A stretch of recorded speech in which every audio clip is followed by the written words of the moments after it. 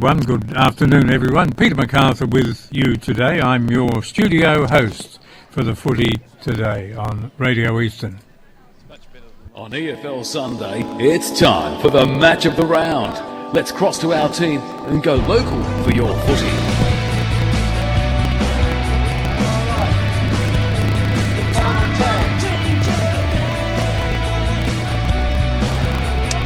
Good afternoon, ladies and gentlemen. Welcome out to a sun-drenched Tormore Reserve in Boronia. It is the Division 1 Choose Tap first semi-final between Scoresby and Balwyn. Two big powerhouses of Division 1, but they won't feel like powerhouses. Well, one of them won't feel like a powerhouse after today because it is do or die. The loser goes straight out and the winner will go on and play Norwood next week in the Division 1 Choose Tap preliminary final. Looking forward to bringing you this one on EFL Gameday, all thanks to the EFL mobile web app. Looking forward to this one on 98.1 FM and hopefully streaming on efl.org.au. Hopefully the network holds up for us today. I'm Ben Waterworth. I'll be your pre and quarter time host throughout the day, and playing a great team ensemble throughout today, and joining me in the co-commentator's position this afternoon. Very, very excited after Roval's victory, and he was able to get a tip up last night. It's a very good afternoon to Ben Warren-Smith. Good afternoon to you, Ben, and good afternoon to all our listeners. Wrapped to be out here today. Finally, we look like we've got some good weather. Let's hope it holds for the afternoon because these are both terrific sides, and expect a good match out here today. Two ripper seasons, but it all's got to come to an end eventually for the sides that don't make the grand final, and we're only down to a couple of weeks now. So who will play out? Who will play on? I'm not too sure. It's a really difficult one. You're putting me off, Les. Go away. Good afternoon to Les Ferguson, of course, 98.1 Radio Eastern's own. Let's introduce the special comments man for this afternoon. A very, very croaky voice came across the 98.1 airwaves this afternoon, but he's here in one piece, and it's good to see him as well with a big smile on his face. Good afternoon to Peter Baird. Good afternoon to you, Benny. It's been a huge weekend for me, backing up not only from the Division 2 Grand Final yesterday afternoon, backing up down at Seabeck last night and EFL Sunday this morning, but I couldn't be happier being out here. Putting on a bit of a pretend croak. I reckon. I was talking to him outside and he didn't sound like that. He's probably had a few beverages and maybe a pie or two from the pie shed as well. And joining us in special comments, like he did last weekend for the Scoresby and Vermont game, he's back out here seeing Scoresby for the second time in a row, and it's great to have the star of Lilydale Football Club, premiership play last year with the Falcons, but sitting on the sidelines watching this game this afternoon. Good afternoon to Marcus Hoddies. Good afternoon, gents. Really happy to be here. Looking forward to both Balwyn and Scoresby playing today. Looking forward to Scoresby sort of bouncing back after last week's disappointment, and Balwyn have been pretty exciting all year, so should be a real good game today. Certainly will be, and you'll hear it all live on 98.1 FM and efl.org.au. Let's introduce our stats man. He's with us for the rest of the season after the Casey Scorpions went down on the weekend. What a shame. Yes. But we're not complaining because we got the number one stats man in the business back with us on EFL Gameday. Good afternoon to Grant Soupy Campbell. Good afternoon, Ben, and hopefully today's game is better than what I saw yesterday. Ordinary, was it? Very ordinary. Yep. Indeed. And looking at some of the main stats going into today's game, quarters won for the season, Balwyn have won 50, Scoresby 46. Something to look out for is Balwyn's second quarters. They've won 16 out of 19 with a points differential of plus 267, so that's been a real strength for them. It might prove to be a battle of defence today because neither side conceded 100 points in the home and away season, although we did see Vermont score 100 against Scoresby last week. And against the top five sides, Scoresby have a record of 3 wins and 4 losses, Balwyn 4 wins and 4 losses, so I expect a pretty close game today. Certainly looking forward to it, Soupy. We hope it's a close game as well. Let's get a ground report from a sun-drenched Tormore Reserve. Thanks to Akira Urgent Care. Riding the boundary today, we have the 18. Damien Watson and Braden Mingham. Good afternoon, gents. Thank you very much, Betty. Ideal conditions for football down here at the picturesque Tormore Reserve, as we can expect a mostly sunny afternoon at a maximum temperature of around about 18 degrees, which I guess is a form of relief or respite from the wintry and windy weather we've experienced in Melbourne over the past few days. I would expect a much more higher scoring and free-flowing encounter compared to the matches that took place yesterday in the Eastern Football League. Braden Ingram joins me down at ground level. Braden, what can you tell me about the wind conditions? Thanks, Damien. Yeah, well, it's pretty subtle here today. Not much wind at all. Not going to really favour either side. Compared to yesterday, I was out of Bayswater Oval and we had plenty of wind, probably a 3 to 4 goal breeze. So today, very nice conditions for football. And the Balwyn footy side have just won the toss and will kick to the right of your radio dial. Certainly looking forward to this one. I think Balwyn are going to get up today. A great win last week to knock the last year's premiers out. And I think Scoresby, if they're going to be any chance today, they're going to have to play a lot better than last week. But my tip today is Balwyn. Good stuff from you guys down on the boundary. Thanks to Akira, Edge and Claire. Quickly, one sentence each from everyone in the box, starting with you, Marcus. Who is going to win the game today? Scoresby by 2 goals. They'll bounce back. Frosty? On the same page as you, Marcus. I'm tipping the Magpies by 3 to 4 goals. And Soupy, how do you see this one going? Balwyn 12 points. Balwyn by 12 points, liking the 2-goal margin. BWS, the tip that matters the most. Yeah, well, that's going to have to be Scoresby. We're all jumping on the bandwagon again. By the sounds of it. Yeah, it looks like we're back on the scores. And you would think that they would be able to certainly put in a much better performance than what they did last weekend. But it just goes to show yesterday's result in Division 1, where Vermont very comfortably defeated Norwood by nearly 7 goals, I think it was, off the top of my head. Are you going to pull the splinters out of your backside, Benny Waterworth, and tell us who your tip is? I'm tipping Scoresby, Frosty, because Scoresby are a much better team than what they proved last weekend, and I think they'll be able to bounce back. What about our banter riders? Do we get their tips? One from Braden. I know Braden was going with Balwyn, but what does Damo think thanks to Akira Urgent Care? Well, Benny, I think Scoresby's midfield will have too much class this afternoon, and I think they can relieve themselves of the ignominy of a straight sets finals exit this year. Love the Oxford Dictionary style work of Damien Watson. Always adds to our vocabulary every time he graces us with his presence on the 98.1 Radio Eastern Airwaves. This is EFL Game Day, thanks to the EFL mobile web app. Let's get underway. It is the Division 1 Choose Tap first semi-final at Tormore Reserve in Boronia. And Van Reenen got the tap down, but streaming through the middle there was Churgwin. He gets a little hand pass off, and the Tigers are moving on the outer side. Quick up, kick up. Williams was there for Scoresby. Gets a hand pass off to Wade McConnon. Now chips towards true centre wing position over the head of Marcius. Can the Pies keep it in? Yes, they can. High kick up towards the half-forward line right in front of us here in the broadcast position on the broadcast side. And Jared Churgwin of Balwyn sees it over the boundary line and out of bounds. Just very interesting straight away. Scoresby sending big Reece Van Reenen to full forward, being picked up by Ed McCutcheon. A bit of a strange move there from Scott White, trying something different. His brother Luke Van Reenen goes up in the ruck. Couldn't quite get the top down. Crow, good to see him back in the side for Balwyn. Got the hand pass out. And the clearing kick up towards true centre wing position. Who's going to be there? Trying to force his way through there was Cosson. Kept the ball in play. And now both sides happy to see it over the boundary line and out of bounds. Scoresby coach Scott White, very angry last week. I'm sure he'll be wanting a lot more calm and composure in this afternoon's contest. So, free kick's been awarded here to Scoresby. We're not quite sure what that was for. Maybe a push after the ball had gone out of bounds. Yeah, push at the back. Good on you, Damo. So, kick up towards half-forward is no good. Mark's been taken by Shane Tregear, and he looked to rebound off the half-back line. He switches it, and they'll go back to go forward here. Jared Wright. Now further along towards a strong lead and a strong mark, taken on the outer side there by Jeff Goebels. Been in outstanding form, 49 goals in season 2012 so far. Harris was the target, and he got a quick hand pass off to Wright, who kept on running towards the outer side wing. Leading out there was Barker, all nice and tanned up as per usual, Luke Barker, for a big contest. And the ball goes over the boundary line and out of bounds. True centre wing position. We're yet to score on the Division 1 Choose Tap first semi-final. Scoresby zip, Balwyn zip. It's all thanks to the EFL mobile web app. The umpire brings the ball back in now. Van Reenen got the front spot, came down. Jones couldn't get boot to ball. Quick handball out there by Murray. That was okay. Balwyn trying to squeeze the ball into the middle. So they'll look to switch it. Play screaming for it out wide. Crow was directing them. They kick up towards the half-forward line now. Mark's been taken. So just inside 50. Harris. So Balwyn will have the first shot on goal. It'll be Ben Harris about 45 metres out from goal.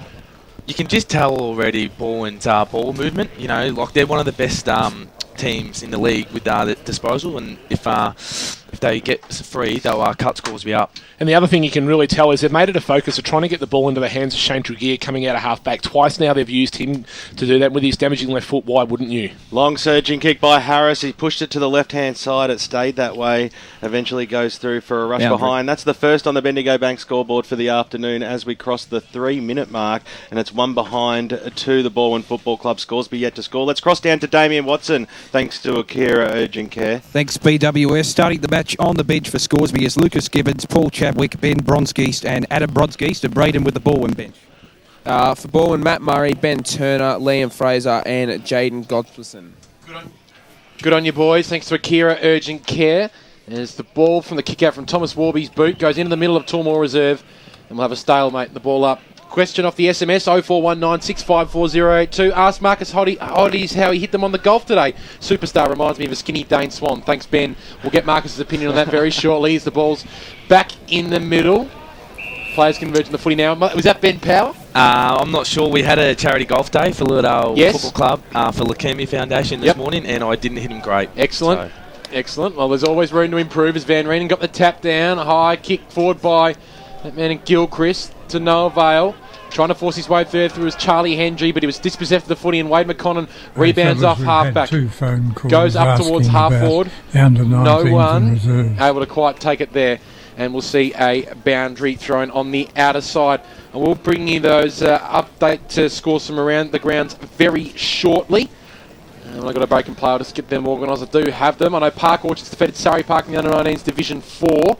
And in Division 1, it was East Ringwood defeating Norwood in the Division 1 game earlier on today. Was that reserves? That was under-19s. In the reserves, Knox defeated East Ringwood. And in the reserves, still haven't heard a score from the Basin and South Belgrave out Division 4. Bring you them as soon as I hear. Van Reenen did some nice work from the contest up towards half. Rod Crow's good. Put his body in a good position there. Won the free kick. And they're away off half-back are the Tigers. Kenner got the linking hand pass inboard. Gilchrist, the captain, inside forward 50, looking for a target. Barker was there. Almost dispossessed, though, by Tompkins. He's still going here, Luke Barker. Gilchrist again kept on running, took the ball, and just outside his forward 50 area was tackled by Thomas Warby, and we'll see a ball up 50 metres out from goal. So it's ball and run behind. Scoresby yet to score on EFL Gameday. Big Nick Smith got the tap down. Not as far though. Alan Murray picked it up. He's good in this situation, is Murray. The left foot kick towards a lead out there of Goebbels. He picked it up beautifully with one hand, turned on the right foot. Jeff Goebbels towards goal. He put it through. What a start for Balwyn. And Jeff Goebbels brings up his 50th goal in season 2012. More importantly, Balwyn have their first in the Choose Tap. First semi-final here at Tormore Reserve. It's Balwyn 1-1-7. Scoresby yet to score. We've played on the Bendigo Bank scoreboard 5.5 minutes. Well, Daniel Senchik's out covering the Vets Grand Final today, but if he was here, he would have described that as Anthony Koutafidis, like the way he's picked the ball up in one hand, swiveled around and whacked that straight through the fantastic start from Balwyn. And very interesting to see as well that they've sent Mark O'Regan to tag Adam Parker. O'Regan, obviously, their main shutdown man, and they've identified Parker as the main prime mover for Scoresby. Ball back in the middle of the ground. Van Reenen got the knockdown, but straight to Shane Trugeri. Kicks it up towards the half-forward line. It was a 2-on-1 situation. Wade McConnell came across, tried to get the handball away to Bronskiest. He was spoiled in the action. He goes after it again. Gang tackled there by Boundary. Gottliebson. And we'll cross down boundary side. Thanks to Akira Urgent Care to Damien Watson. It's Braden, boys. Just a quick update around the grounds. The Basin got a win over Forest Hill in the reserve, so they're through to the grand final against South Belgrave next week. Thanks, Braden. Ball. Kick inside forward 50 now. High floating ball. Murray at the fall of the ball. He just couldn't quite get a handle on it. Scoresby are going to get out of this one. So the kick goes up towards Wade McConnell across the half-back line. Takes the mark. Just slowing things down on the switch. Lead goes out wide towards the Cosson direction. The kick was terrible. Ball bounces towards the boundary line. Cosson did well just to keep it in. Eventually it goes over. Rod Crow was right on his hammer and will have a boundary throw in. Are you sure the Basin didn't play Forest Hill today, play South Belgrave today, Braden, or was it they did play Forest Hill? No, I believe it was Forest Hill. Okay, thanks, mate. Grant Campbell, thanks to Choose Tap. The clearances so far 6-1 at Balwyn's way, inside 50s 5-1 their way. Nick Smith received a handball, runs along the boundary line, a little short pass.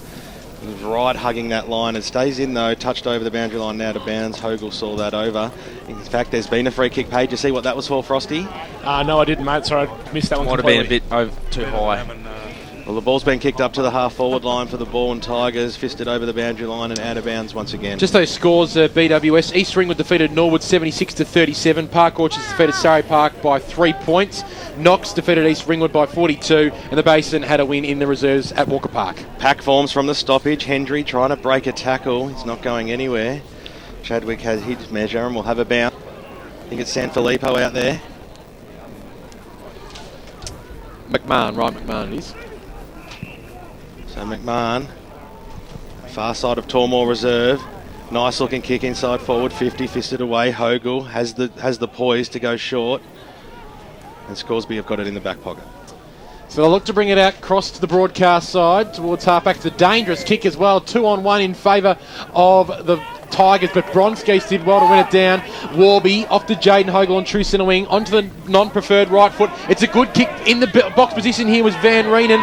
That was of the Reese variety, but Balwyn will look to rebound now off their halfback. McMahon got the 1-2 and he's off and running through the middle of the ground. Got it off to Stevie Kenner. He's a beautiful left foot kick out towards left half forward, and he's got a man here in Churgwin. Short tipping ball over the top. He's very nice, and on the lead is Luke Barker, the tan man, and he can go back from 40 metres out. Tight angle, but he's on the right side for a right footer and look to put through Balwyn second on the board. You can just see when Stevie Kenner's got the footy in his hands, he uses it so well, and when Scoresby let him set it up and give him space, he's going to cut you up all day long. And how was that hard gut running? He got the ball there in the back pocket, actually ran to make space for himself, ran through the middle of the ground, was able to link up 2 or 3 times. Barker towards goal, just off to the near side, Boundary. and his first minor score for the day.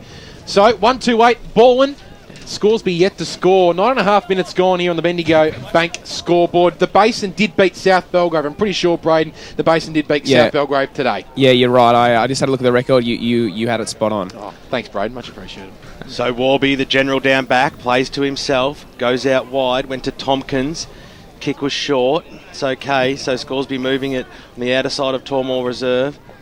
Just falling down across the half forward line at the moment. The kick goes up towards that direction now. The flyer in there was Hicks. It got fisted him. Well done there by McMahon to get the handball away. He's actually sealed the dummy and kicked it in towards the middle of the ground.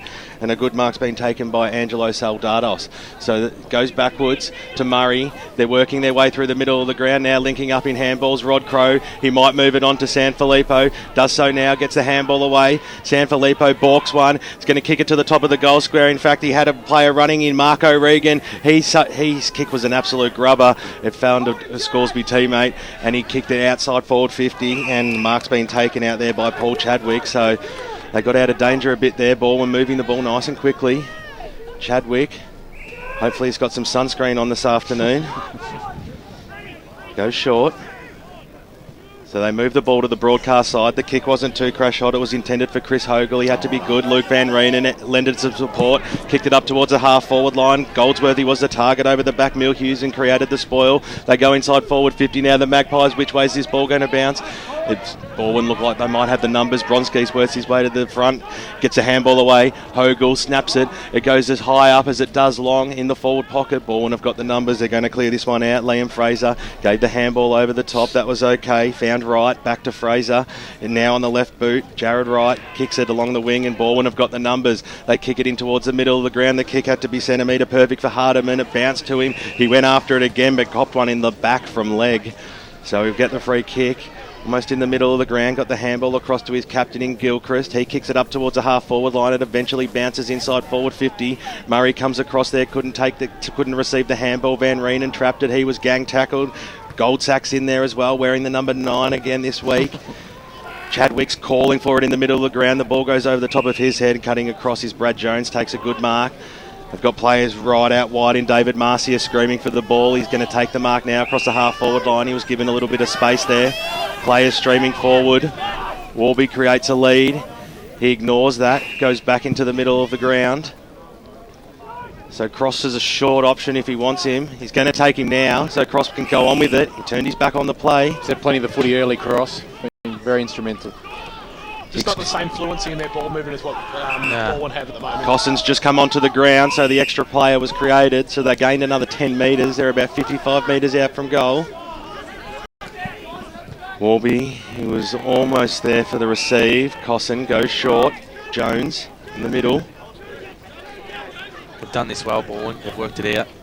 Looking for the lead. The longer option is the target. It was a 3-on-1 situation in the end. Van Reenen at the back of the pack couldn't take the mark. They're going to clear through Fraser. That was good. Got it out to Murray, who's also had a few touches early in the piece. Runs along the wing and kicks it up towards that centre wing position now. Barker took the mark, played on immediately, went in board the Gilchrist, who's been in outstanding form, was very good last weekend.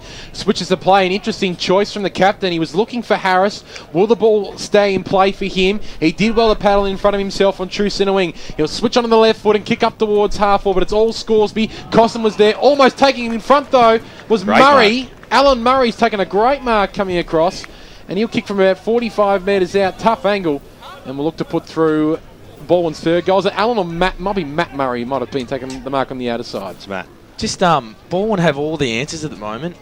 Their movement throughout the ground and that, they're just they've been allowed too much space, and they're cutting up Scoresby, and it's looking dangerous.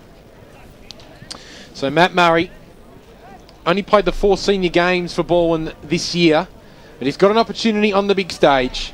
He comes in now, deliberate approach, kick looks a little off to the left and it stays left. So Balwyn have had all the scoring so far, but haven't been able to make the most of the opportunities. Balwyn to 139, Scoresby yet to score. 14 minutes gone on the Bendigo Bank scoreboard, Frosty. What they're actually doing, Marcus, is they're actually congesting Scoresby when they got the ball, but then they spread from the contest as soon as they force that turnover. And that just creates so much space for them to move the ball so quickly down the ground. And they're super impressive at it. Daniel Donati's got them very well drilled.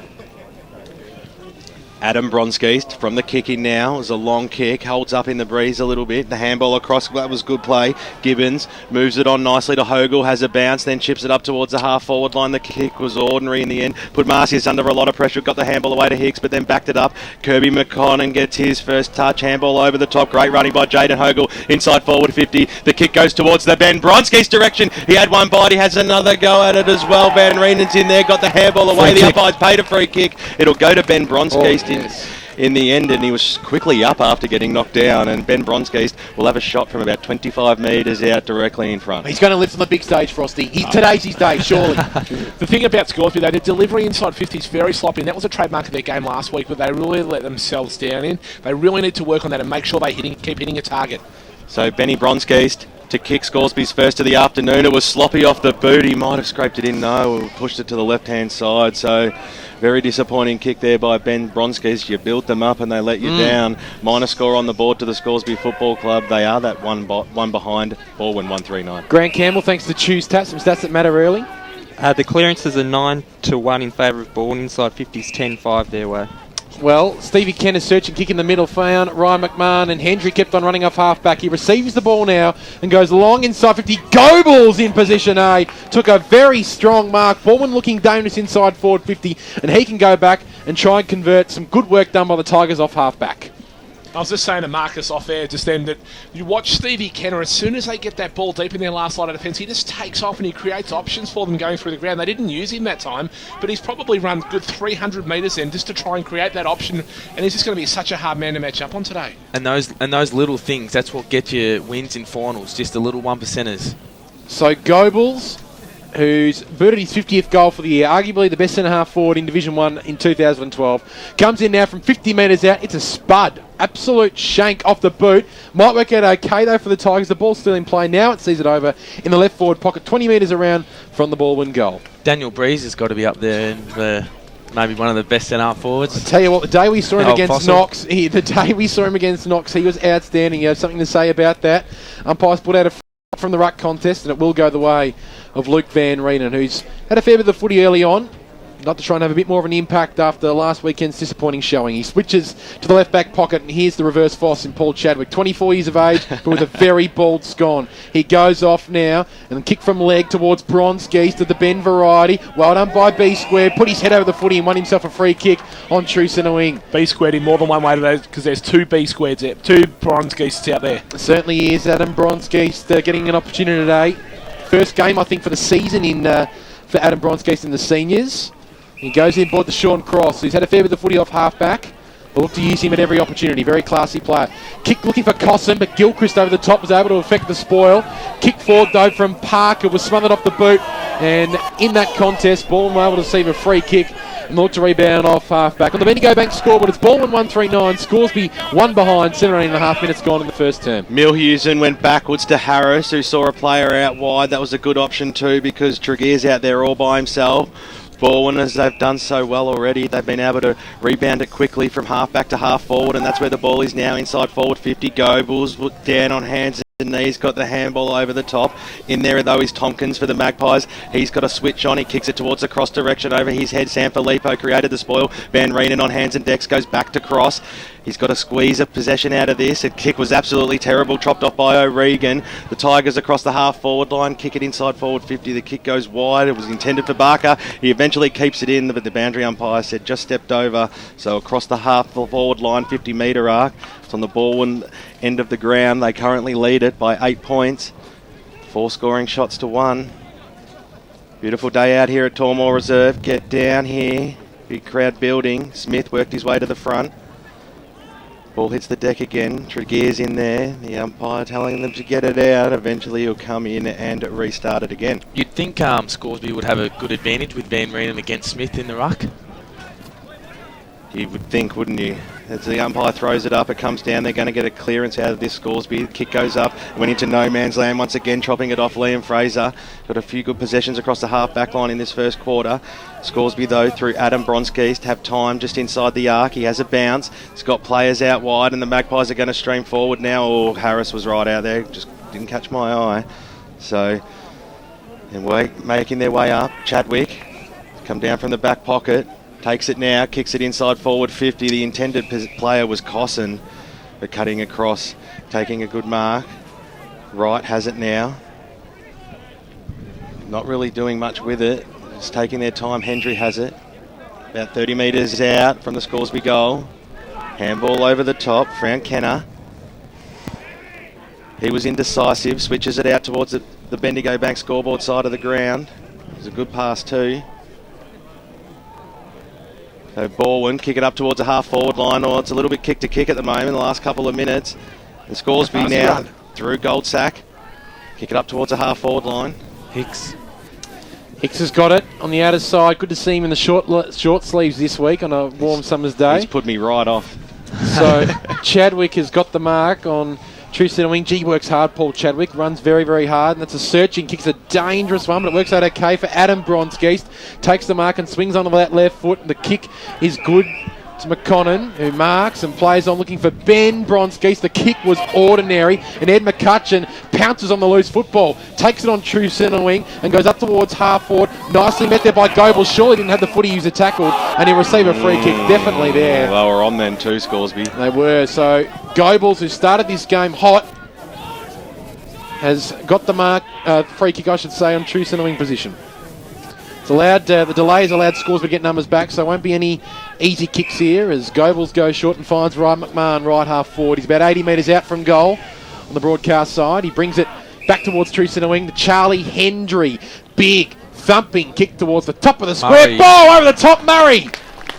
Sensational mark from Alan Murray. What play on. That's ridiculous. They've called play on. He might not have held it long enough. We're still a fair way away, so couldn't quite pick up whether he held it long enough. Doesn't matter though, because Balwyn have got it back. Nick Smith handballs back to Churgwin, but his kick is poor, and Marcius takes the mark at right half back. He looked to switch it across the other side. Chadwick everywhere at the moment, running very hard. Goes over the top, and the mark's being taken here by Brenton Legg. Off half back, looking for Ben Bronskis. Goebel stood in the way though. Able to bring the ball to ground, and I think both teams will be happy to see the ball over the boundary line. But Balwyn keep it in though. Handball from the run now. McMahon towards the top of the square. Smith's there. Barker's there. Couldn't quite take the mark. Ball comes to ground. Alan Murray trying to paddle it back now to Noah Vale. Reece Van Reenen was there as well. Balwyn still have the numbers, 30 metres out from goal. High tackle on Scoresby. Player there was not paid by the umpire, and we'll see a ball up 30 metres out directly in front of goal.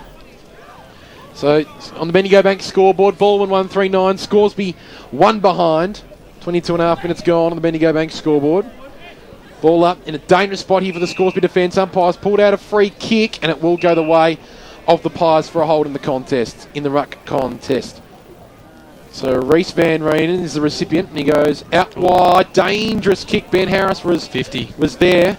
And a 25-metre penalty. And a 25-metre penalty will be played to the Pies. So it'll advance them towards true centre wing position.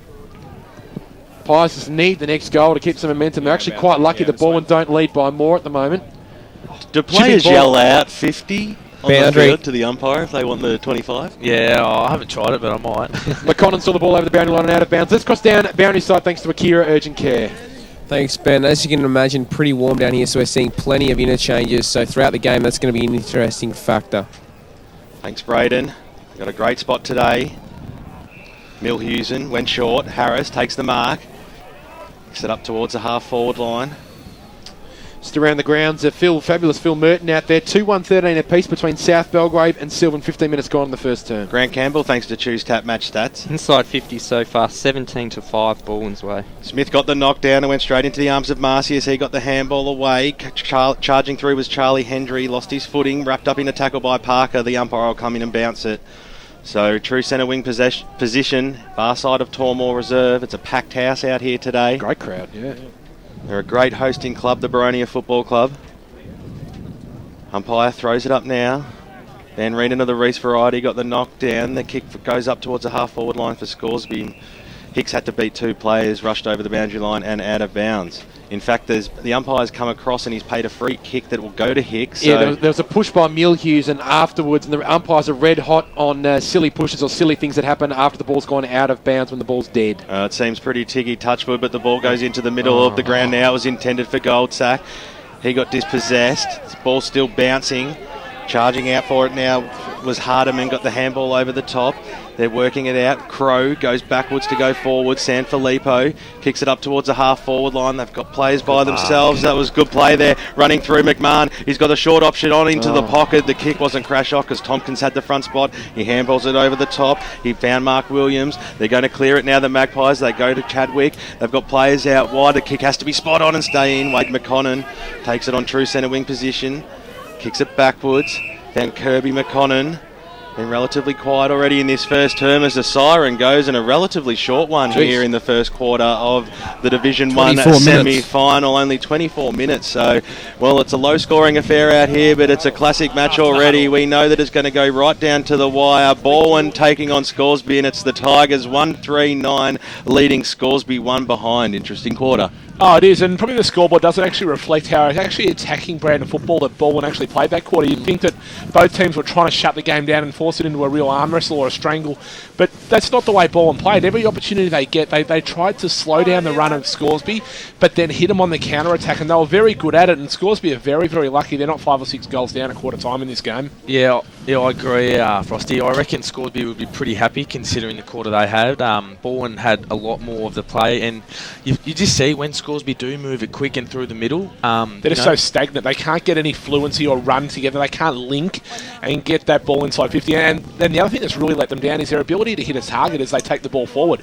They've probably turned the ball over 4 or 5 times as they've moved the ball down the ground. And at this standard of footy, at any team with any sort of quality about them, and Balwyn have plenty of that, and it's going to hurt you so badly. Yeah, I think Balwyn are going at about 90% efficiency. They've hardly missed a target, and they're providing a lot of run and space, and if that continues, they're going to be dangerous. Choose Tap semi-final day out at Tormore Reserve. It's the Tigers leading by 8 points at quarter time. We're going to cross back to the Radio Eastern studios with Peter MacArthur, and then we'll be back with Ben Waterworth with the round-the-ground scores out at Walker Park, the big final in Division 4 between South Belgrave and Silvan. All that and the second quarter out here at Tormore right after this.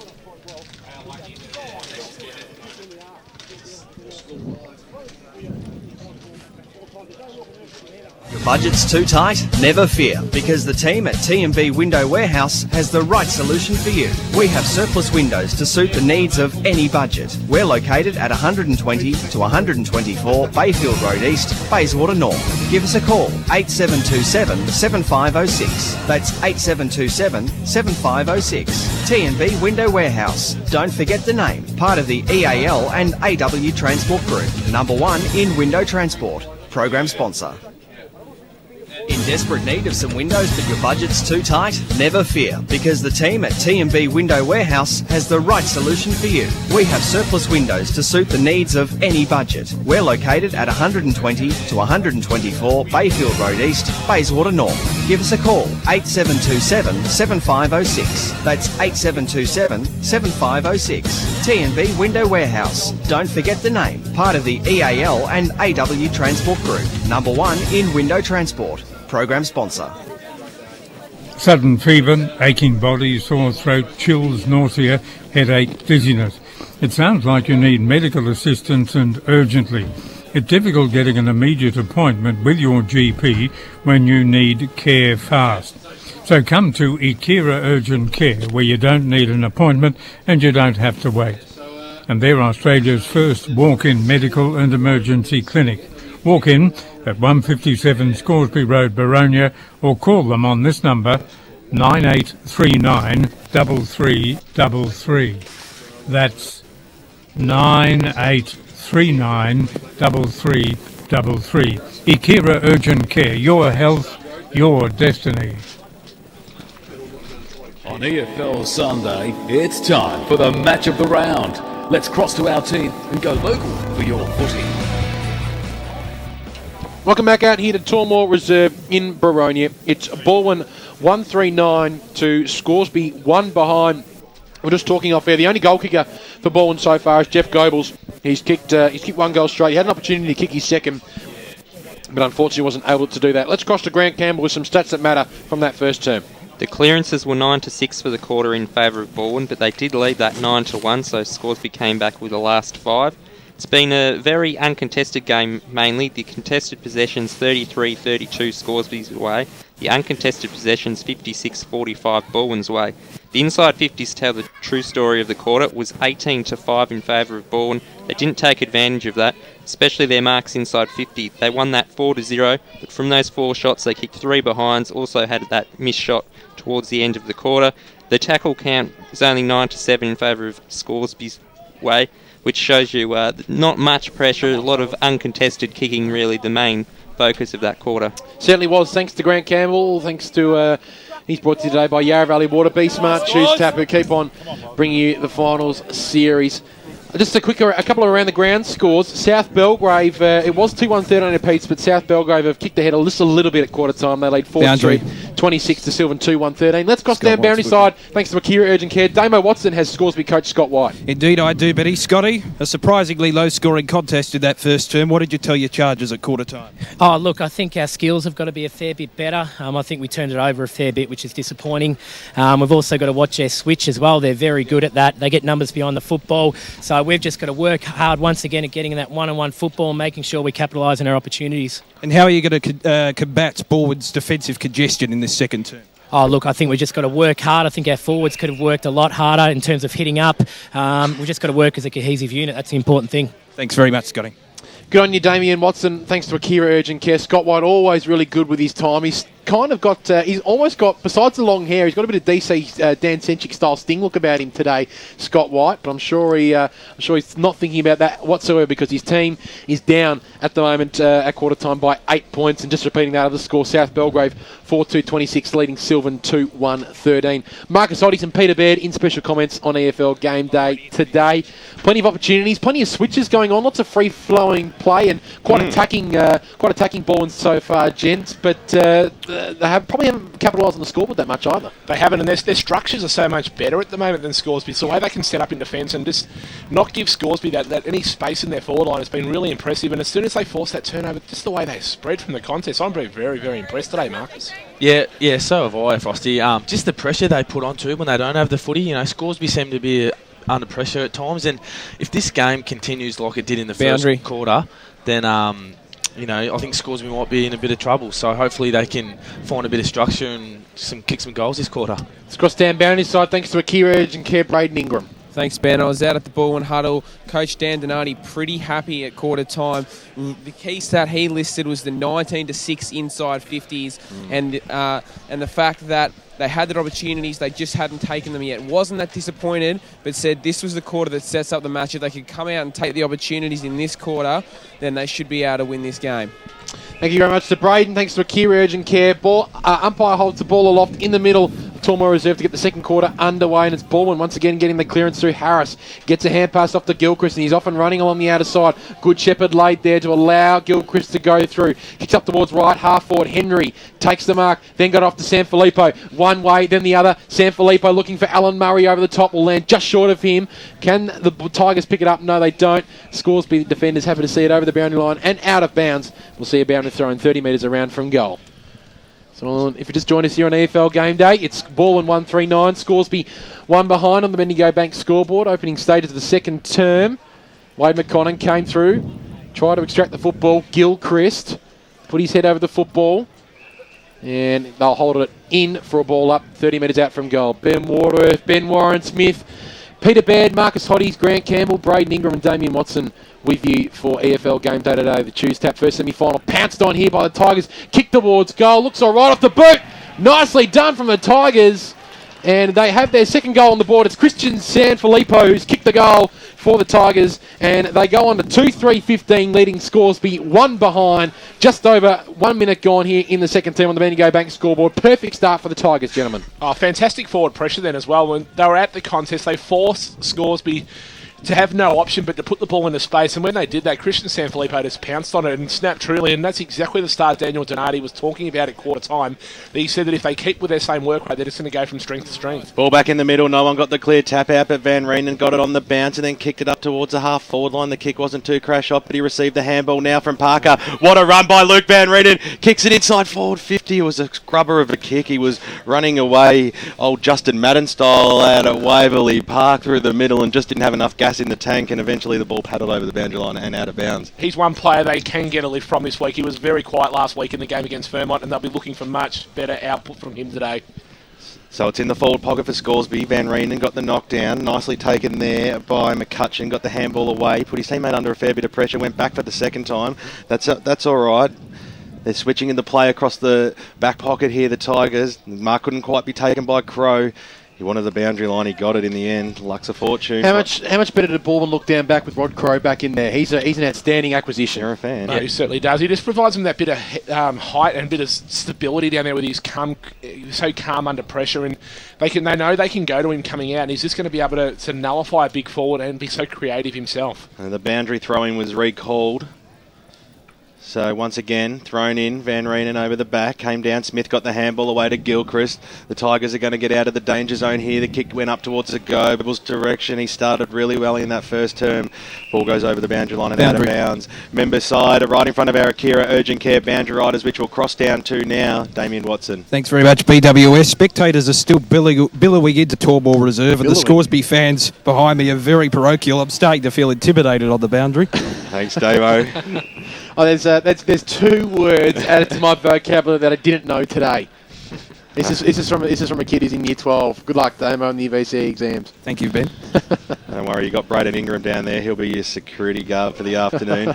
And Pi throws it in across the half forward line. Smith knocked it down. Hendry's in there on hands and knees, wrapped up in a tackle. So too's Kenner.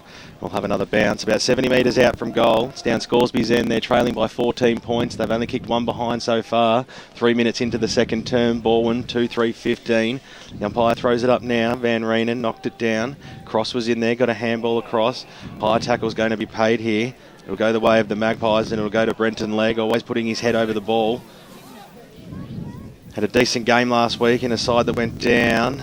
Legg kicks it to the forward pocket now. It was intended for Cosson. Once again, they've gone wide for Cosson, and he's been outmarked by Rod Crow. He has, and Rod Crow looking very solid down back, and the Tigers are looking to use Stevie Kenner at every opportunity out of half-back. He's got the ball as if on cue. He gets around one, gets around two, got a hand pass off to right. He connects with Murray on true centre wing now. The kick from Murray up towards right half forward, I should say, goes over the boundary line and out of bounds on the outer side. And out in the full, in fact, it was. So Wade McConnon will get the resultant free kick. And he goes inboard to Brenton Legg. Has had a bit of the footy so far for Scoresby.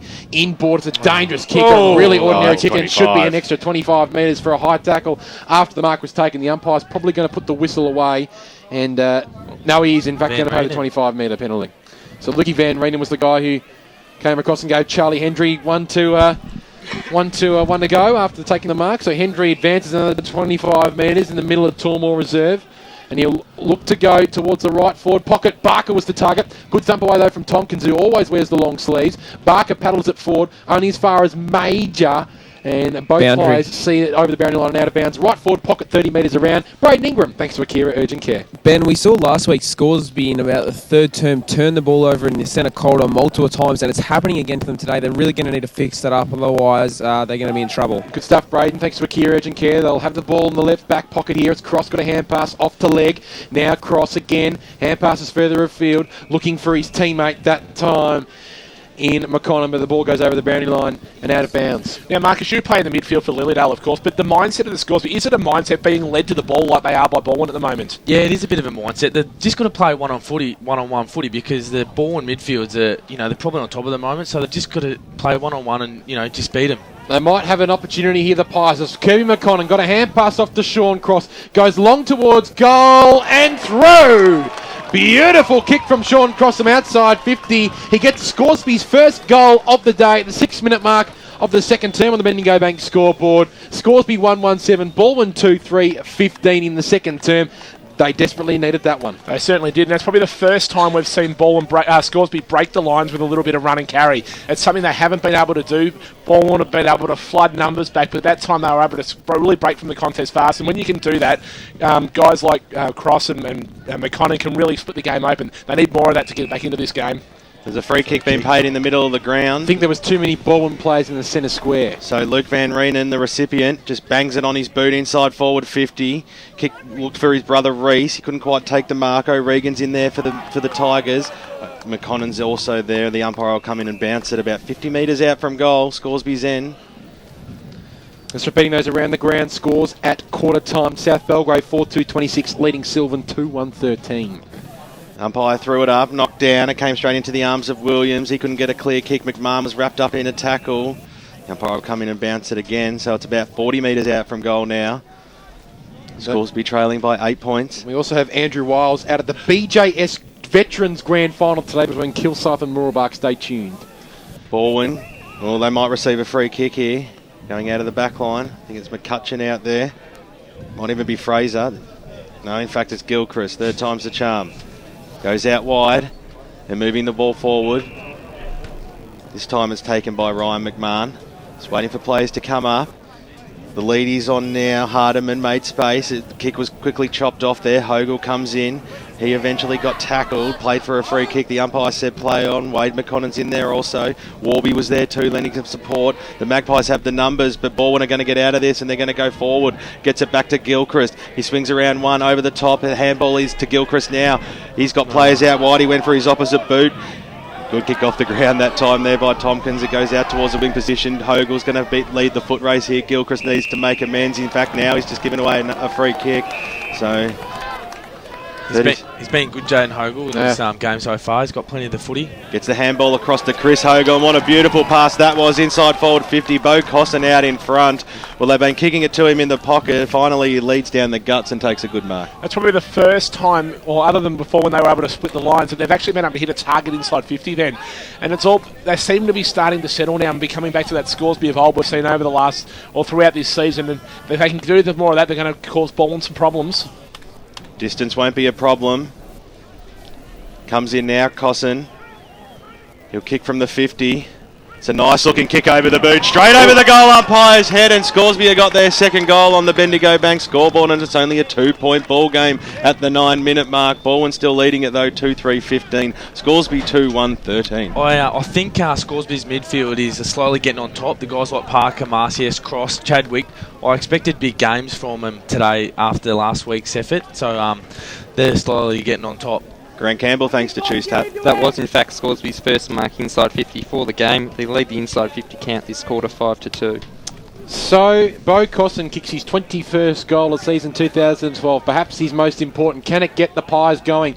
Van Reenen got the tap down across and he found Chadwick, but he was tackled and dispossessed of the football. Matt Murray comes in for Balwyn, gets a hand pass back, now receives the 1-2. Opportunity here for Gottliebson, was tackled. Got rid of the ball correctly in the end, but Scoresby going to get the turnover here. Wade McConnell has 3 to beat, almost did it well. He'll get a high tackle. Well done, Wade McConnell. Receives the free kick, true centre wing position, broadcast side. Running past him is Parker, but Parker just keeps going to the bench. Kick from Wade McConnell is good. He finds his brother in Kirby, up towards true centre half forward. Adam Bronski takes the juggling mark. So he'll go back from 45 metres out directly in front. And in his first game of senior football in season 2012, can put the Magpies in front for the first time today. And this is really against the flow of play that we've seen so far today. Scoresby are able to when they move the ball and pit it to the top spot at the top of the square, right out to the 50-metre arc. They look so much better. It's when they just bomb away inside forward 50 that Balwyn are just getting back and chopping it off. It's his brother that's taken all the limelight from the EFL Media Team this year, but can Adam Bronski steal it off him? Well, he can for all the wrong reasons, because it's gone well out to the left. Ball still in play, though. Kirby McConnon at the face of that. Stevie McKenna was there. Oh, McConnon almost conjured something out of nothing with the ball. Went over the boundary line and out of bounds. 15 metres around from Scoresby's goal. Kick. He looked to move it on quickly. He's got to play on the outer side. It's Jared Wright. Up towards true centre wing position. He's got a couple of targets. Goebbels at the back with the one hand. Couldn't quite take the mark, but he got it down to Barker. And both players happy to see it over the boundary line and out of bounds. True centre wing position. Boundary. And let's cross down boundary side thanks to Akira Urgent Care, Damien Watson. And Pete, not only is their disposal efficiency improving for Scoresby in the last few minutes, they appear more intimidating and their body language is improving as well. Damien Watson, first hand down there, thanks to Akira Urgent Care. Umpires pulled out a free kick in the ruck contest. It will go the way of Reese Van Rieden, and he gets it off to Leg. Leg on his right leg, up towards Adam Bronski. Strong mark, had the sit, plays on quickly. Another poor kick off his left foot. That's 2 turnovers in a row for Bronski, and now they might make him pay the Tigers. Harris got a hand pass off there, running through the middle. Here's Tregear. The left foot is beautiful to Barker. Didn't take the mark, but recovered quickly. Kept his feet. Spearing ball inside 50 is very smart. And the mark has been taken here by Mark O'Regan, and he can go back and put through Balwyn's third goal on the board. They're just so composed under pressure, Balwyn. When they've got a bloke right on their hammer, they're able to still find that target. And their disposal efficiency, I reckon, in this game is right up there with the best we've seen from any team this year in First Division. Mark O'Regan, a guy who probably doesn't get the accolades he deserves. He's played every game for Balwyn in season 2012. He comes in, it looks pretty good off the boot, but it just fades towards the right at the last minute, and it goes through for yet another minus score for the Balwyn Football Club. On the Bendigo Bank scoreboard, 12.5 minutes gone here in this second term of the Choose Tap first semi-final. It's Balwyn 2-4-16, Scoresby 2-1-13. Would have been handy to put that through for Balwyn, just stem the flow a little bit. Scoresby just owning probably the last 5 minutes of play here. So Warby can always guarantee he's going to get onto it. A great kick out to centre half back. Chadwick had one bite. He might get a nudge in the back here. The umpire's going to pay a free kick. It's going to go the way of Scoresby. So centre half back, it's in the arms of Cross. Been lively early in the piece, goes out wide. It was a lovely looking pass too. Finds Parker. He in turn goes up towards centre half forward. It was a beautiful kick too. Out in front was Costin, goes over the top now. They're streaming forward the Magpies. The umpire's paid a free kick downfield, or has he asked him to come back? No, it's down. It's actually gone. It might be looking like it's going to Balwyn now. Reversed it, yeah. Not sure what it was for. Nobody putting their hand up to say what happened there, so we'll just... I think it's holding off the ball. So it'll be Balwyn in the back pocket, or half back line. Mark taken by Mark O'Regan. Scoresby are now doing to Balwyn what Balwyn did to them in the first quarter. They're limiting that run and carry that Balwyn was so damaging with early. O'Regan kicks it up to the half-forward line. A big pack flies. There was Murray and Goebbels the target, but about 5 Magpies fisting it over. And over she goes, about 70 metres out from goal. The next sort of 2 or 3 goals are really important, I reckon, because it's pretty even at the moment. 2-4 plays 2-1. Balwyn lead it by 3 points. The umpire throws it in. Smith got the knockdown. Goebbels was in there. So too was Gibbons. The umpire will come in and we'll have another bounce. If you missed around the ground, score South Belgrave by 13 points over Silvan. And early on today, East Ringwood defeated Norwood in the under-19s and Knox defeated East Ringwood in the reserves. The umpire throws it up. Reese Van Rienen got a good knock on that one. Charlie Hendry chopped it off for Balwyn. Swings around into tackle. That was a good play by Kirby McConnon. He should be rewarded there. In fact, he might be paid a free kick against for a sling afterwards. Yeah, definitely. As I said, the umpires are red hot on anything near the fence, near the boundary line when the ball is dead. So they have to. So the umpires paid a free kick against Kirby McConnon there. So a little bit stiff because it was originally a pretty good tackle there by Kirby McConnon and probably should have been rewarded. So the kick now goes up towards the half-forward line for the Balwyn Tigers. In there was Barker, couldn't quite take a marker. Kicks flicked out, comes towards the Tompkins direction. He was charging out for it. Well done there by Bronski on the left boot. Switches it out wide. He had to spot out a teammate, and he did. Hogel's out there. For a first gamer, he showed a lot of poise today. Yeah, he has. So Scoresby in the back pocket. Players preferring to use that outer side of the ground today. A big fly over the back. The umpire said play on. Van Rienen got the handball away. Quick ball movement now. Chadwick across the half-forward line. Kicks it inside forward 50. Ben Bronskis. He gets it on the first bounce. He swings around on the right boot. This might work back enough. It goes right to the goal line. Charlie Hendry there. He juggled it. Eventually couldn't take the mark, and over she goes for a boundary throw-in. So they'll take that to Scoresby Football Club. Forward pocket. He's teasing us, Frosty. The umpire to bring it in. It's only 20 metres out from goal now. Throws it in. Held up once again on that side when throwing it in, so Ruckman couldn't get near it. Over she goes once again, the knock by Harris. Good coaching by Scott White. What he's actually done is he's got his midfielders to force a contest and a stoppage every time the ball's in dispute, and they've been able to break it and get on top in the clearances. Smith got the knockdown. It went to Tregiri, got it out. Hogle somehow manages a kick. Oh, and it was chopped off on the last line of defence. Fraser now comes out of defence for Balwyn. Sealed the dummy, then kicked it up to a huge pack. Van Reenen over the back. He got one bite at the fall of the ball. They're going to get out of this again. Scoresby, they'll get another chance through Parker. Put his teammate under a lot of pressure. They're going backwards to go forwards. This is Goldsack. Sold the dummy. Got the handball across to Jared Major. He went over the top. He might go for the 1-2. It didn't matter. Under a lot of pressure and holding the ball against Williams. And it'll be Balwyn to clear across halfback. Certainly will. McCutcheon off to Madison Hardiman. Back to McCutcheon. Up towards true centre wing position. O'Regan was there on his tail. Well done by Brad Jones. Picked the ball up on centre wing and got a hand pass off to Ben Bronze-Geest. Now, cross. Links up with Marcius. Kick inside 50 is not great. Hendry was there. Thumped the ball over the boundary line. No, kept in play here. Gottliebson switches it towards the left back pocket. Ball might come out of bounds. Ken is waiting for this ball over the top. His teammate doesn't use him now. Running on along the outer side, opportunity for the Tigers. Kick looking for Goebbels, but it was landed short. And Adam Bronskis has had a fair bit of footy in this second term. Marks on true centre wing for the Pies. They trail by 3 points to Scoresby, but they've played some good football in this second term. Rod Crow and Ben Harris went back. A shepherding free kick not paid there to Bo Cosson, and Harris ended up taking the uncontested mark at left half back. Dangerous kick in, brought over the head of Gilchrist, but Gilchrist got a high chop in the arms there, and he received the free kick on the edge of the centre square. So Gilchrist, the captain, the youngest captain in Division 1, gets a hand pass off. Harris again, up towards half forward, bounce will suit the Tigers, and O'Regan gets a little sweeping hand pass over the top. Long kick up towards the full forward area. Goebbels, one grab, not being able to get it on the second.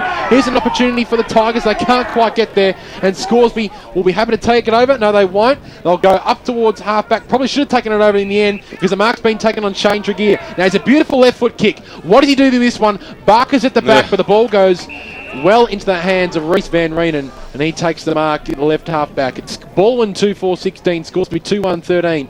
18 and a half minutes gone on the Bendigo Bank scoreboard in the second term. Another turnover, no. Taken here by Tregear, off to Crow. Gilchrist now slams him inside 50. Who's going to be there? Madison Hardiman. Oh no, in fact it was McCutcheon. Couldn't quite take the mark. Well done by Leg. Got a hand pass off, and Scoresby off and running. Tompkins right in front of us in the broadcast position. Kicks on the afterburners. Hand pass over the top was poor towards Jaden Hogle, and the ball trickles over the boundary line and out of bounds. It's Balwyn 2-4-16, Scoresby 2-1-13, 19 minutes gone here in the second term on the Bendigo Bank scoreboard, and South Belgrave by 13 points in the Choose Tap Division 4 preliminary final against Sylvan. The umpire throws it in. Smith paddled it to his own advantage. McMahon's in there. The umpire might pay a free kick for in the back here. Eventually lets it go. Harris got the handball out. Smith couldn't get boot to ball. Charging in there was Wade McConnell. Handball over the top. Gained a valuable 5 metres. Hardiman sees it over, and she goes right in front of the members' stand out here. There's a big crowd out at Tormore Reserve, and they're seeing a close match too. Only 3 points the difference. We're almost into time on here in the second term. First semi-final, Division 1. Parker came charging through from the throw-in, and he's given away a free kick. So you're not wrong, Ben Waterworth. They're definitely looking after the player. Harris now plays on for Balwyn inside forward 50, goes towards the Barker direction. Bronski's put his body on the line. Tompkins mops up at the back. Got the handball across to Williams. He arches his back, straightening himself up, and then kicked it to absolutely no one because Harris was standing there all alone. Wants to break the tackle. Kick up towards the half forward line. McMahon's in there. Couldn't. It was a 3-on-1 situation. He's given away a free kick, so Scoresby are going to get out of that. Brenton Legg just letting McMahon know about that one too. So right in front of us here on the broadcast side, Legg. It's a nice long kick up towards the true centre wing position. Smith nearly gave away a free kick to to Van Reenen. In there is Marcius. He scoops on it now. Kicks it inside forward 50. There's players out wide. Luke Van Reenen's down there. Well done there by Milhusen. Kicked it to his own advantage. He's got the turn of speed. Eventually paddles it another 10 metres. Look at the fourth effort. He couldn't. Boundary. He probably ran the ball away 50 metres. So it was as good as a kick, and over it goes far side of the ground. Let's cross down boundary side thanks to Akira Urgent Care. Thanks, Beto. Yes, no doubt the intensity's lifted in the last 5 minutes, but the skills have just gone out of this game completely. And but no love lost between these two teams there. They're really going at it.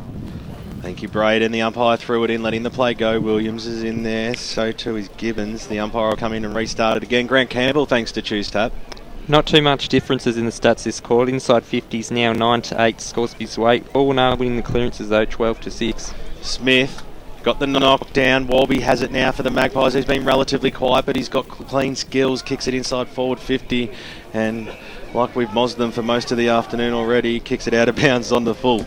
Yeah, the other thing that Coach Scott White's done is he's pulled the trigger and made Jaden Hogle make Stevie Kenner be accountable for him by taking him to that last line of defence, which has really limited the runs Balwyn have had out of half-back. Gottliebson went off to McCutcheon and now finds Jared Wright in the middle of Tormore Reserve. That's a good kick as well, good searching kick. And the Tigers go long inside 50. Barker against Tompkins, used his body well and took the mark in the right forward pocket. He's on the wrong side for a right footer though. He hasn't got a lot of options to go through. His eyes are darting. He wants to pass it off, but he might not have any option but to go back and have a shot and to put through his first goal for the game. I still think Scoresby is just letting Balwyn have too much space. They're the most skillful side in the league. So if you give them space, they'll cut you up. Barker, a high kick towards goal, land just short.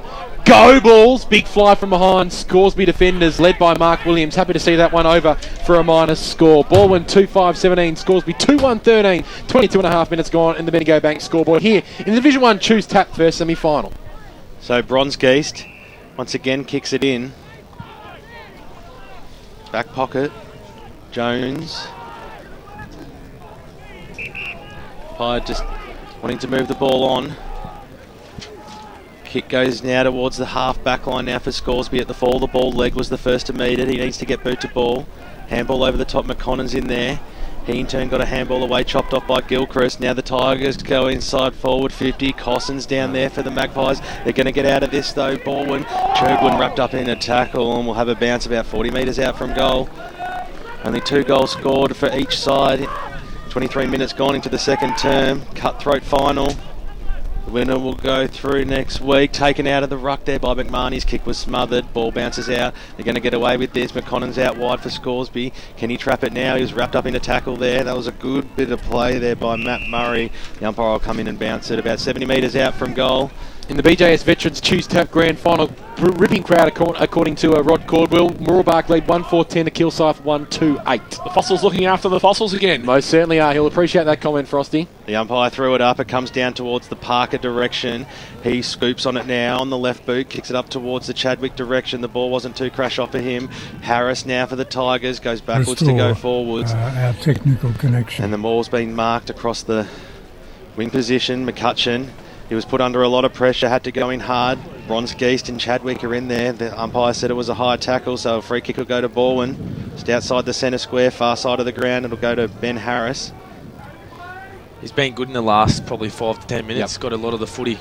Yep, certainly has. He'll look for the switch and use that favourable left side. It was a good bit of play too.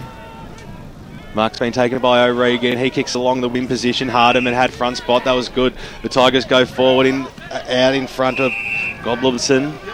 Takes it. In front of Bronzegeist. Kick wasn't too good in the middle of the ground. Now they're going. Goebbels. It's to Bork 1, Bork 2. Handball over the top. Gilchrist. Maybe he can be the playmaker. Inside forward 50. The kick to Barker was an absolute pearler, and he comes out in front and takes it only about 25 metres out. Very tough angle though, but he's an experienced goal kicker and he'll look to put Balwyn further ahead. Yeah, I was just one-on-one. Luke Barker's a very good player, and I think Paddy Tompkins is a great matchup for him. But that kick by Rennie Gilchrist just too classy there. Yet to kick a goal today. He's kicked 2 behinds. He comes in now. It's a beautiful kick off the boot. He goes straight over the goal umpire's head and he salutes the crowd as well. Goal to Luke Barker for the Balwyn Football Club, and Balwyn move on the Bendigo Bank scoreboard to 3 goals, 5-23. Scoresby at 2-1-13. We've gone 26 minutes here in the first term. Fantastic kick, as you said, Marcus, from Rennie Gilchrist. When he can swing around and pinpoint a player like that on his own inside the forward 50 from a kick under pressure outside, it's just a fantastic skills of the man. He doesn't need much time because visit www.ftgmotor.com.au. So the ball back in the middle as Luke Van Reenen got the tap down and a high kick up towards the half-forward line for Balwyn. Mark Williams, though, was strong in the contest. Couldn't quite take the mark. If you're just joining us back here at 98 on 98.1, it's Balwyn 3-5-23 leading Scoresby 2-1-13. 26 minutes gone in the second term on EFL Gameday. Thanks for tuning in. Ben Waterworth, Ben Warren Smith, Peter Baird, Marcus Hoddies and Grant Campbell, Braden Ingram and Damien Watson with you on EFL Gameday. The umpires put out a free kick at left half back and it will go the way of the skipper, Adam Parker, at left half back.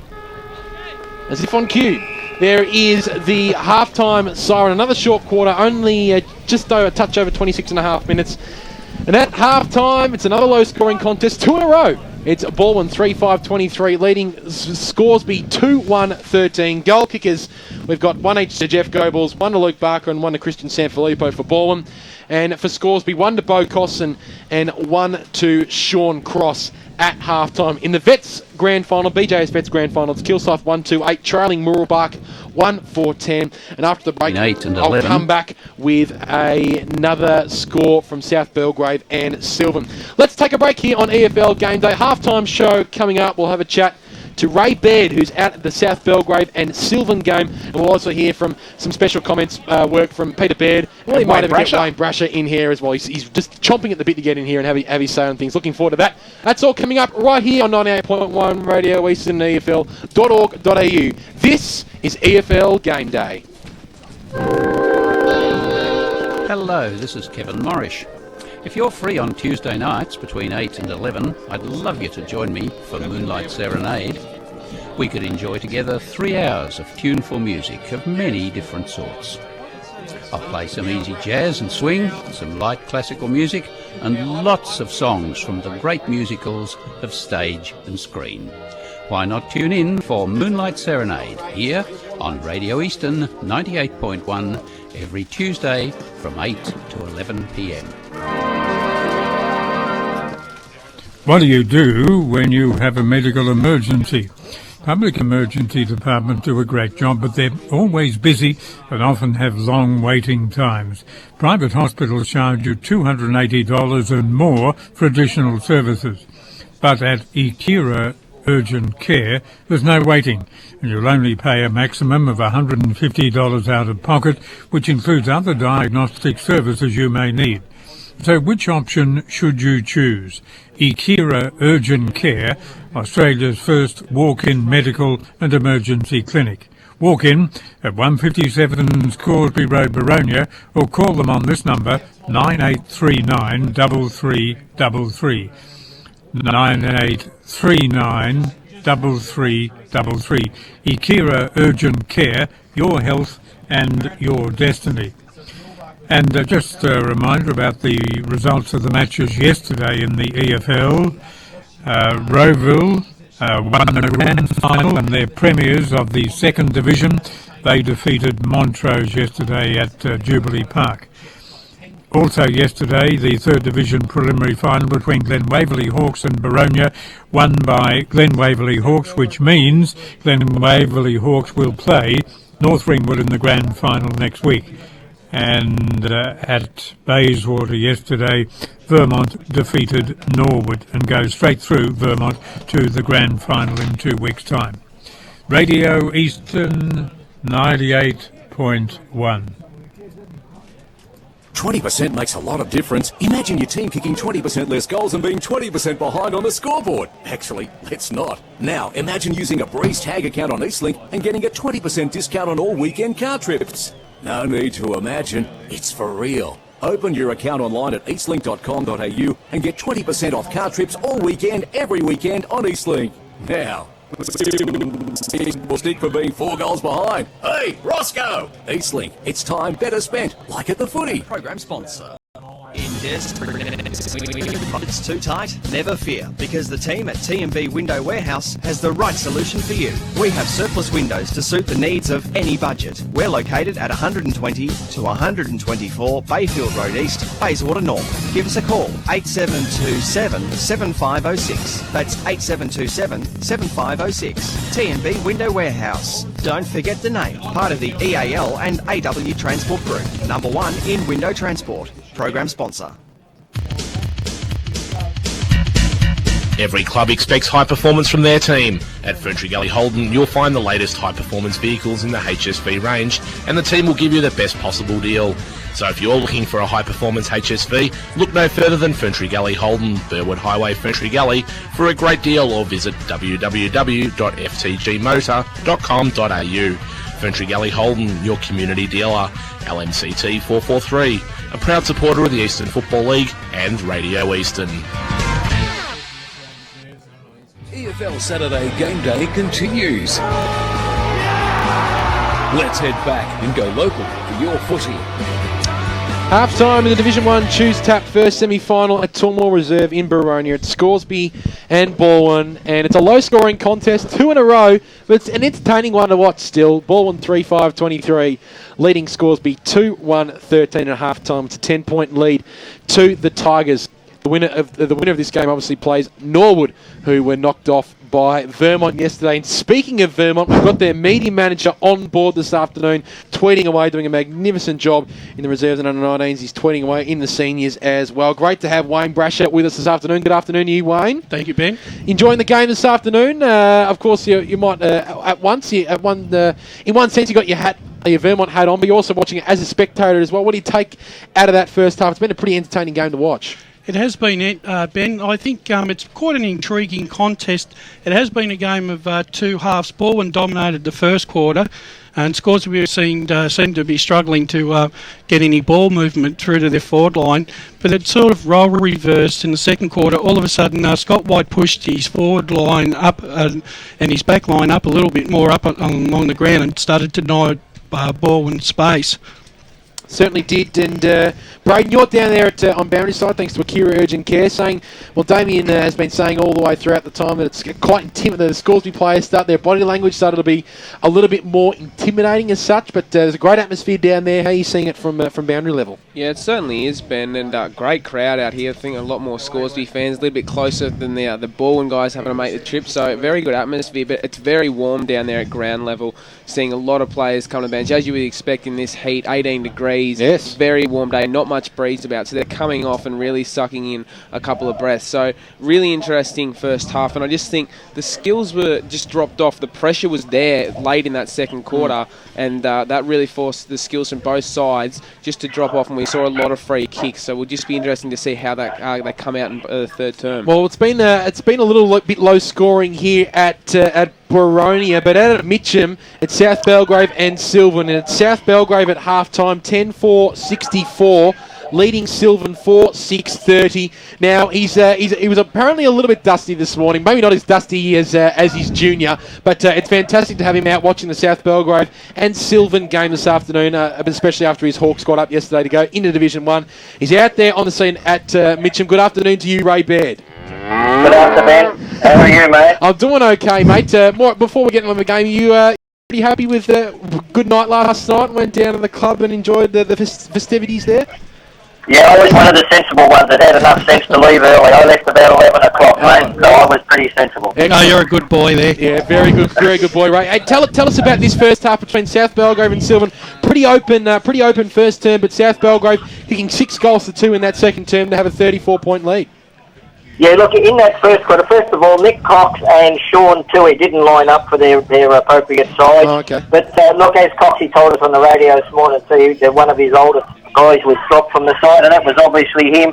But look, Silvan looked very good in the first 5 minutes. I thought their defence in particular, they ran the ball out very well. But look, once South Belgrave settled down and got their game flowing, look, they just took it. They kicked 4 goals to 2 in the first quarter, and look, they just slowly took over the control of the game. But look, one shining light for Silvan, I thought that Darcy Whale in the ruck, well, he has been the best man on the ground, I would say, up to half-time. He's just given their midfielders everything, but unfortunately the South Belgrave midfielders, they've capitalised on his knockouts, but this Darcy Whale, he's certainly not only giving them the first use of the ball, but he's marking all over the ground. But look, as we went into that second quarter, look, it was much of the same as what happened in the first quarter. Look, South Belgrave, their dominance, look, they just took control of the game, and guys like Appleby came in, Bacon's came into the play.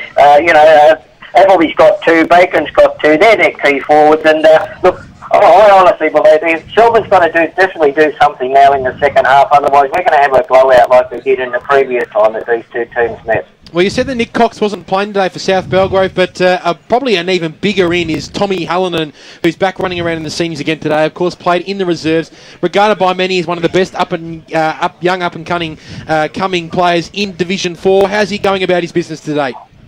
Look, yes, he was back in. Look, he was very slow to start off, but look, as we got to the second half of that second quarter, he was starting to get the ball, and I think he's going to be an influence in the second half for South Belgrave. Ray, I've got a couple of questions for you. A couple of ex-Vermont boys playing up there, Mark Cullen and Ash Froud. How are they going? Look, he's fumbling a little bit, but he's trying. Ash Froud, he's had some opportunities down there, but look, several times there I thought he looked a little bit slow.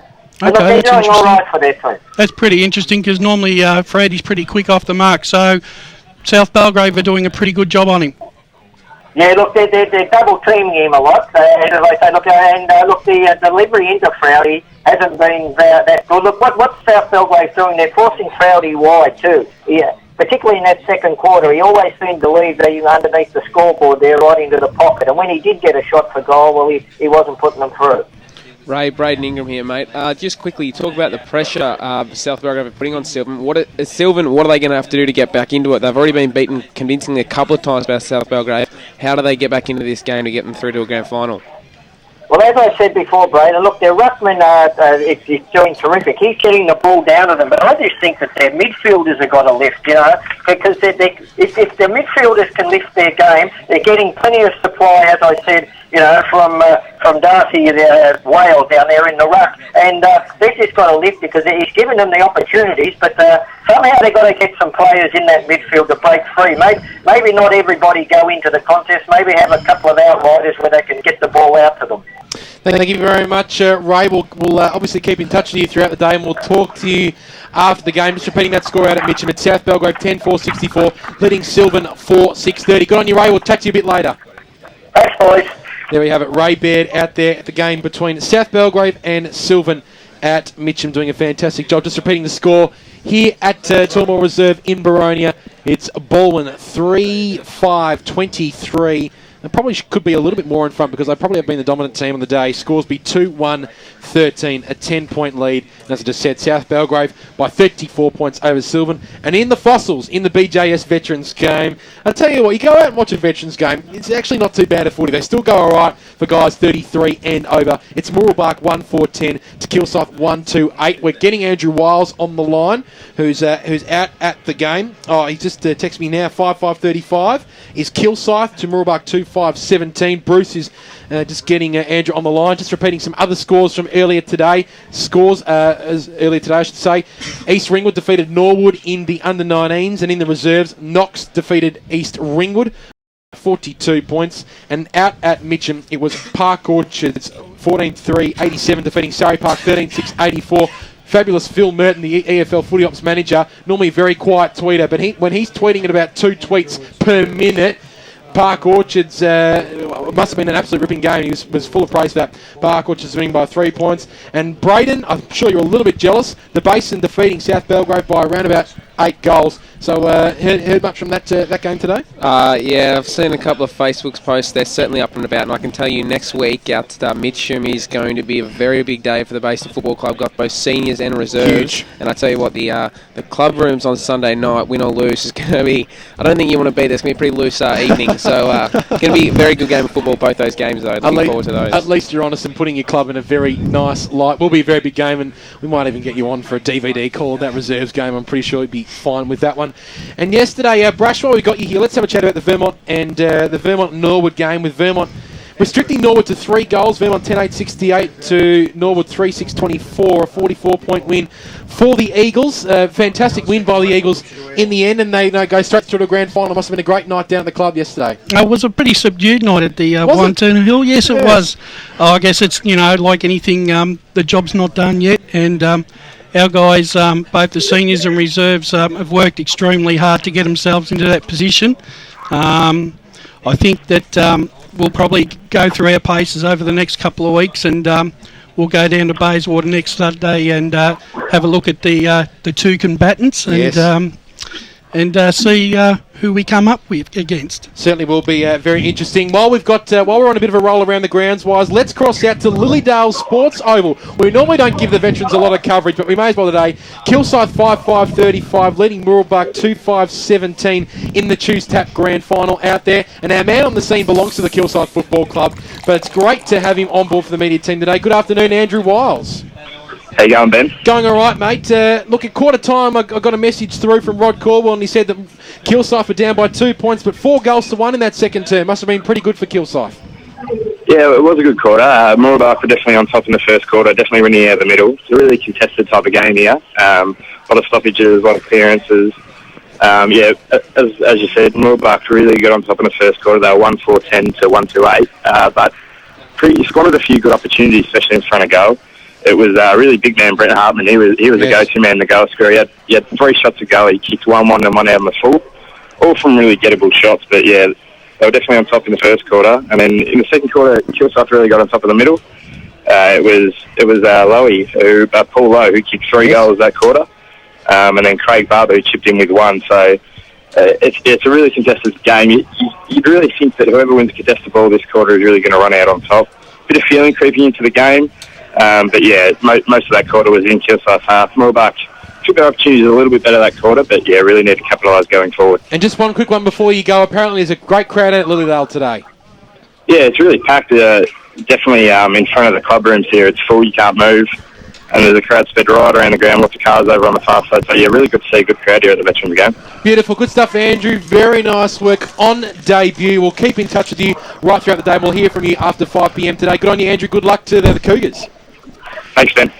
Andrew Wiles there on the scene. Let's take our very short break here on EFL Gameday, Peter MacArthur, because both teams and the umpires are back out. So we'll take a very short break, and we'll be back after it with second half action right here on EFL Gameday. In footy, the best players always get tagged. In Melbourne, the best and cheapest way to get around the tollways is to get your car tagged. That's because a Breeze account works on Eastlink and it works on CityLink too. A tag's also the cheapest way to use Eastlink and CityLink. So open your Breeze account online at eastlink.com.au and start winning as a tagger today. Speaking of winning, my team's a sure thing for 4 points today and maybe the premiership. Come on up, that was in the back. Eastlink, it's time better spent, like at the footy. Program sponsor. In desperate need of some windows but your budget's too tight? Never fear, because the team at T&B Window Warehouse has the right solution for you. We have surplus windows to suit the needs of any budget. We're located at 120 to 124 Bayfield Road East, Bayswater North. Give us a call, 8727 7506. That's 8727 7506. T&B Window Warehouse. Don't forget the name. Part of the EAL and AW Transport Group. Number 1 in window transport. Program sponsor. EFL Saturday Game Day continues. Let's head back and go local for your footy. Third quarter about to get underway in the Choose Tap Division 1 first semi-final. It's Balwyn 3-5-23 leading Scoresby 2-1-13. Another around the ground score. South Belgrave-Silvan by 34 points at halftime. And in the BJS Veterans Choose Tap Grand Final, it's Kilsyth by 18 points. Let's cross to Grant Campbell with some stats that matter thanks to Choose Tap. Well, there wasn't too many differences in that second quarter.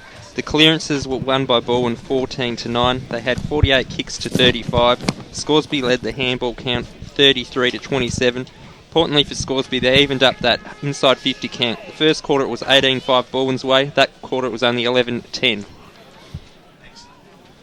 Thanks, Soupy. The ball back in the ground. The umpires just started it. Cross got the handball away. They're going to get the clearance. The Magpies up towards the Hicks direction. Milhusen's on his hammer. Got the fist away. Hicks was able to paddle it to his advantage. They're going to get out of this. Jones got the handball across inside forward 50. Put his teammate under a lot of pressure in McConnon. He managed to get a handball away. Got the kick back inside forward 50. Out of bounds. On the full she goes. So Balwyn will get the chance to bring it back out. So it's 10 points the margin here, third quarter. Tigers look to switch the play to the grandstand side. Sanfilippo takes the mark, kicks it along the wing position. Just coming onto the ground was Hardham, and he took a bounce and strolled away from Jones. Kicked it up towards centre half forward. It was a decent enough kick. That time it came across to Hendry. Doubles back. He's got time too, Hendry. Inside forward 50. He goes now into the pocket. Bit of a fly there. It was a free kick to Tompkins. He had the front spot. He went for the fly. Got a little bit of a nudge. So he'll look to bring the ball back out of defence for Scoresby. He's got legs short if he wants to use him. Goes that way now. Takes the mark. Just inside the defensive arc. Marcius creates a lead further on. Comes up and takes it now. So short passes onto Cross. Kirby McConnon. He creates a lead now, so they're doing it bit by bit. They're through the middle of the ground now. Kirby McConnon takes off. Wants to switch the play out wide. It was a good option too out there. Taking a good mark was Mark Williams. He's going to waste no time either. Kicks it up towards the Bo Cossins direction. He used his body well against Crow and managed to get the handball away. In there though is Milhusen, and for the Tigers he's going to mop up. Goes backwards to Murray. They're going to get out of this, you would expect. Balwyn, Crow, over the top to Milhusen, gets it on to Hendry. Now the Tigers are away on the outer side of the ground. The kick goes up towards the wing position. Gilchrist screaming for it in the middle of the ground. He was by himself. The kick goes that way, but it went straight over his head, taken by Jones. He got crunched in a tackle, got the handball backwards. Now Legg has it in the middle of the park. Kicks it up towards the half-forward line. It was a good pass, two out in front all by himself with Marcius. Dropped what he probably should have taken. Goes backwards to go forwards. They're there in cross. A little handball over the top was okay. Receiving it now is Legg. He goes up towards inside ball 50. He wanted McConnon. They're just doing it by handballs. They needed to kick it to the top of the goal square where they had Van Reenen, not all by himself, but a one-on-one contest with, and definitely a little bit taller. So right forward pocket, right in front of the Bendigo Bank scoreboard. It's a 10-point margin. 2.5 minutes gone here in the third quarter. Hicks will go up against Smith. Smith got the knockdown straight to Cross. It comes out now. Taken there by Parker. Ducked the head, got the handball away. Hardham and off the ground. The umpire nearly got in the way. Little toe pokers across the half back line, picked up by McMahon. It goes towards the Gilchrist direction in the middle of the ground. But now Marcius for the Magpies has players across the half forward line, snaps it over the top. A Lux of Fortune bounce. Costin got the handball away to Cross. Bangs it on his boot, kicks it to the top of the goal square. He pushed it to the left hand side. Minor score is the result. He was under a lot of pressure. So Scoresby, they move along on the Bendigo Bank scoreboard to 2 goals, 2-14. They're trailing by 9 points. Balwyn 3-5-15. Brenton Legg having an outstanding game for Scoresby, working really hard and getting plenty of the football. So is this man Steve Kenner. His kick from half back is a dangerous one, but mark has been paid here to the Tigers, and they've got the ball at right half back, and it's Christian Sanfilippo on the edge of his defensive 50. He'll go further afield and he'll find a teammate. Marco Regan got the ball in front of the Scoresby coaching area. Alan Murray leads further afield. Now towards true centre wing broadcast side. Great day for football and a great crowd assembled here at Tormore Reserve. He goes in towards his former captain and Nick Smith.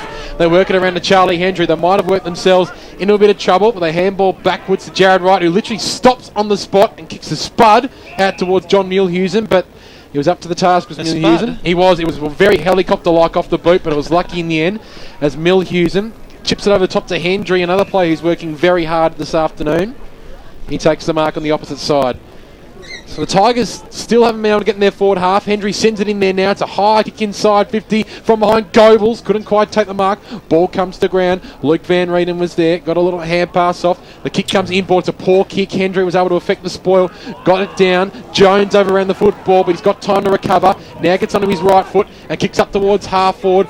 Bounce important here for Jaden Hogel. Shrugged the one tackle. Did it really nicely. He goes looking for Costin on the lead. Got him!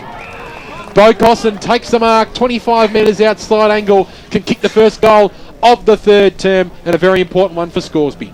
They just look so much better this quarter already, Scoresby. They're prepared to run, they're prepared to carry and break lines, and I really like that move that Jaden Hogue was making Stevie Kenner. push him back there, take him deeper into the fence so he can't get that run off half back. That's probably been the difference since quarter time where Scoresby have been able to get back into this game. Bo Costin can become the first multiple goal scorer in today's game. He kicked one in that second term, and he can add with a goal here. He comes in now. He's got 21 for the season. Can he make it 22? Kick on the boot is a little off to the left, and it's through for a minus score. 1 goal, 1 on the board, I should say, for Bo Costin. On the Bendigo Bank scoreboard, it's Balwyn 3-5-23, leading Scoresby 2-3, 15, 5.5 minutes gone on EFL Game Day. So Stevie Kenner kicks it in. It was an ordinary pass too, because McConnell chopped it off, got the handball across to Hogle, couldn't quite trap it, charging there with Costin, got it back to McConnell, kicks it to the top of the goal square. Who's going to be the fly? Van Reeden at the back. Good fist away by Crow, gets to the back pocket. They're going to get out of this, but just the Balwyn Tigers. Tregear, he called for it out wide. They go for the longer option there. Mark taken by Ben Turner, moves the ball into the middle. Mill Hughes and goes up towards the Murray direction. He had the front spot and he took a good mark. Centre half forward now for Balwyn. Got players running out wide in Turner if he wants to use him. Sold the dummy, went to the top of the goal square. It's in the right forward pocket now. There was any player could raffle it. Nick Smith took it and bagged it home. Great bit of play there by Balwyn from the back pocket right down the ground and to put it through. And on the Bendigo Bank scoreboard, they move along to 4 goals, 5-29, opening up a 14-point margin. Scoresby 2-3, 15, 6.5 minutes gone. Yeah, really crucial goal there by Nick Smith. It's probably one against the tide. Scoresby have came out from half-time, all guns blazing. So to get one against the tide's really important. So hopefully Scoresby can bounce back. Well, Scoresby will be ruining some missed opportunities so far in this term, and Balwyn able to make them pay through Big Nick himself. Great to see him back in the lineup. Ball back in the middle. Turner was there and got the tap down, and Harris gets the clearing kick off his non-preferred right foot up towards true centre wing. Leg again. He's been outstanding for Scoresby today. Spears the ball up towards half forward. Bounce didn't suit Cooper McConnell though. Kenner with his little Fred Flintstone-like steps gets a little hand pass over the top to Harris. Further along the field to Fraser, sweeps the handball, true centre wing position, overrunning it there was Marco Regan. That might work here for the Tigers. Harris, long kick towards true centre half forward position into no man's land. The race is on.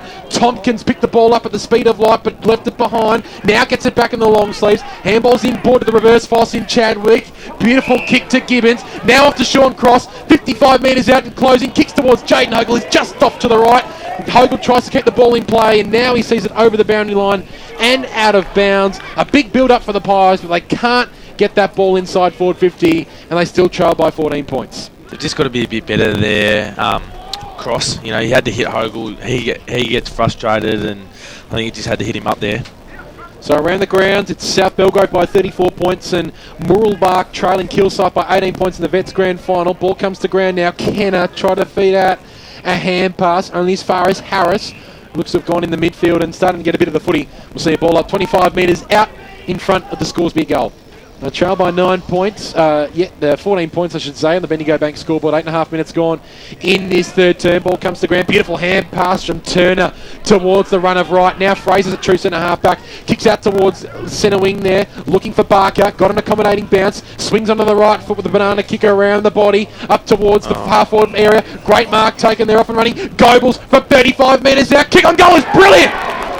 Jeff Goebbels becomes the first multiple goal scorer of the day. He puts through his second, 51 on the season for Jeff Goebbels. And on the Bendigo Bank scoreboard, 9 minutes gone. Balwyn have got a bit of an edge here. 5-5-35 to Scoresby 2-3-15. Yeah, as they start to open up that 20-point lead now, it starts to get really dangerous signs for Scoresby. If they can get one or two more Balwyn in this quarter and get it out to a 5-goal lead, all of a sudden there's a lot of pressure starts to mount on Scoresby. Remember, the loser of this game goes into mothballs until season 2013. After promising so much throughout the year, Scoresby will be starting to get very, very nervous. Ball back in the middle of ground. Van Reenen knocked it down to Cross, who kicked it straight up in the air. Warby over the back of Hardeman. It came down. Good kick by Tregear up towards the half-forward line. It now goes towards the major direction. He was worked out of it. That was really good play by Soldados to keep the ball alive. Legs in there, hands and knees. Umpire's going to come in and bounce it. Free kick goes to Scoresby. So across that half back line. Goldsack. Doesn't he look like his brother? Well, the 9 dots for most of the season. Last week he switched his number and now he's back in the number 9. Kicks it up towards the wing position. Good fly by Sanfilippo at the back of the pack. Took the mark, got the handball on. Now this is Fraser. Squeezes a kick up towards centre half forward. Out in front, Go Bulls. Just kicked the last goal. Lively couple of minutes. Goes towards the Murray direction and he stands tall and takes a good mark. The umpire said play on. Murray's going absolutely ballistic. Now the Magpies will be able to clear. Chadwick got the handball across to Hogle, who bangs it on his boot. Kicked it up towards the half forward line. This is Jaden Hogle. He gets a handball across. They're working a forward. Kirby McConnon inside forward 50. Kicks it straight over the top of Hicks's head. Geez, they're mucking around with it when they're going forward. Stevie Kenner wanted the safety of the boundary line, and right in front of the Bendigo Bank scoreboard she goes. It's a 20-point margin, 10.5 minutes gone. 5-5-35 Balwyn. Scoresby 2-3-15. They've had the chances. The umpire to bring it back into play now. It's only about 40 metres out from goal. Comes down, McConnon scooped on it, got the handball away to Jones. He manages to get boot to ball. He got tackled at the last second, pushed it over the boundary line, out of bounds on the full. It was crossed down boundary side thanks to Akira Urgent Care. Thanks, BWS. This is where Balwyn really got away from Norwood Park last week. Scoresby going to have to be really careful that they don't let that happen to themselves today. Fraser took the mark from the kicking, got it onto McCutcheon, who was running along nicely, kicked it up towards the McMahon direction.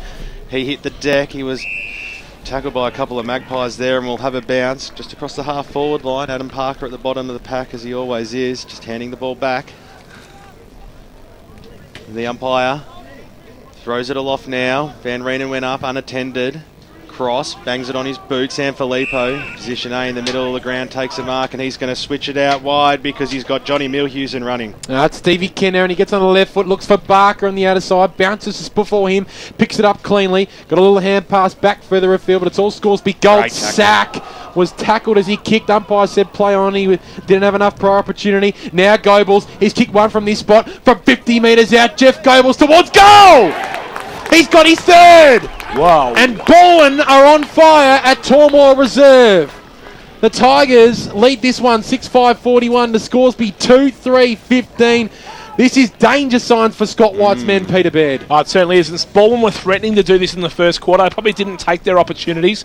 In this quarter, though, they're really just hitting that scoreboard hard. And as the margin gets out to 26 points, this could be curtains for Scoresby if they don't respond in a big hurry.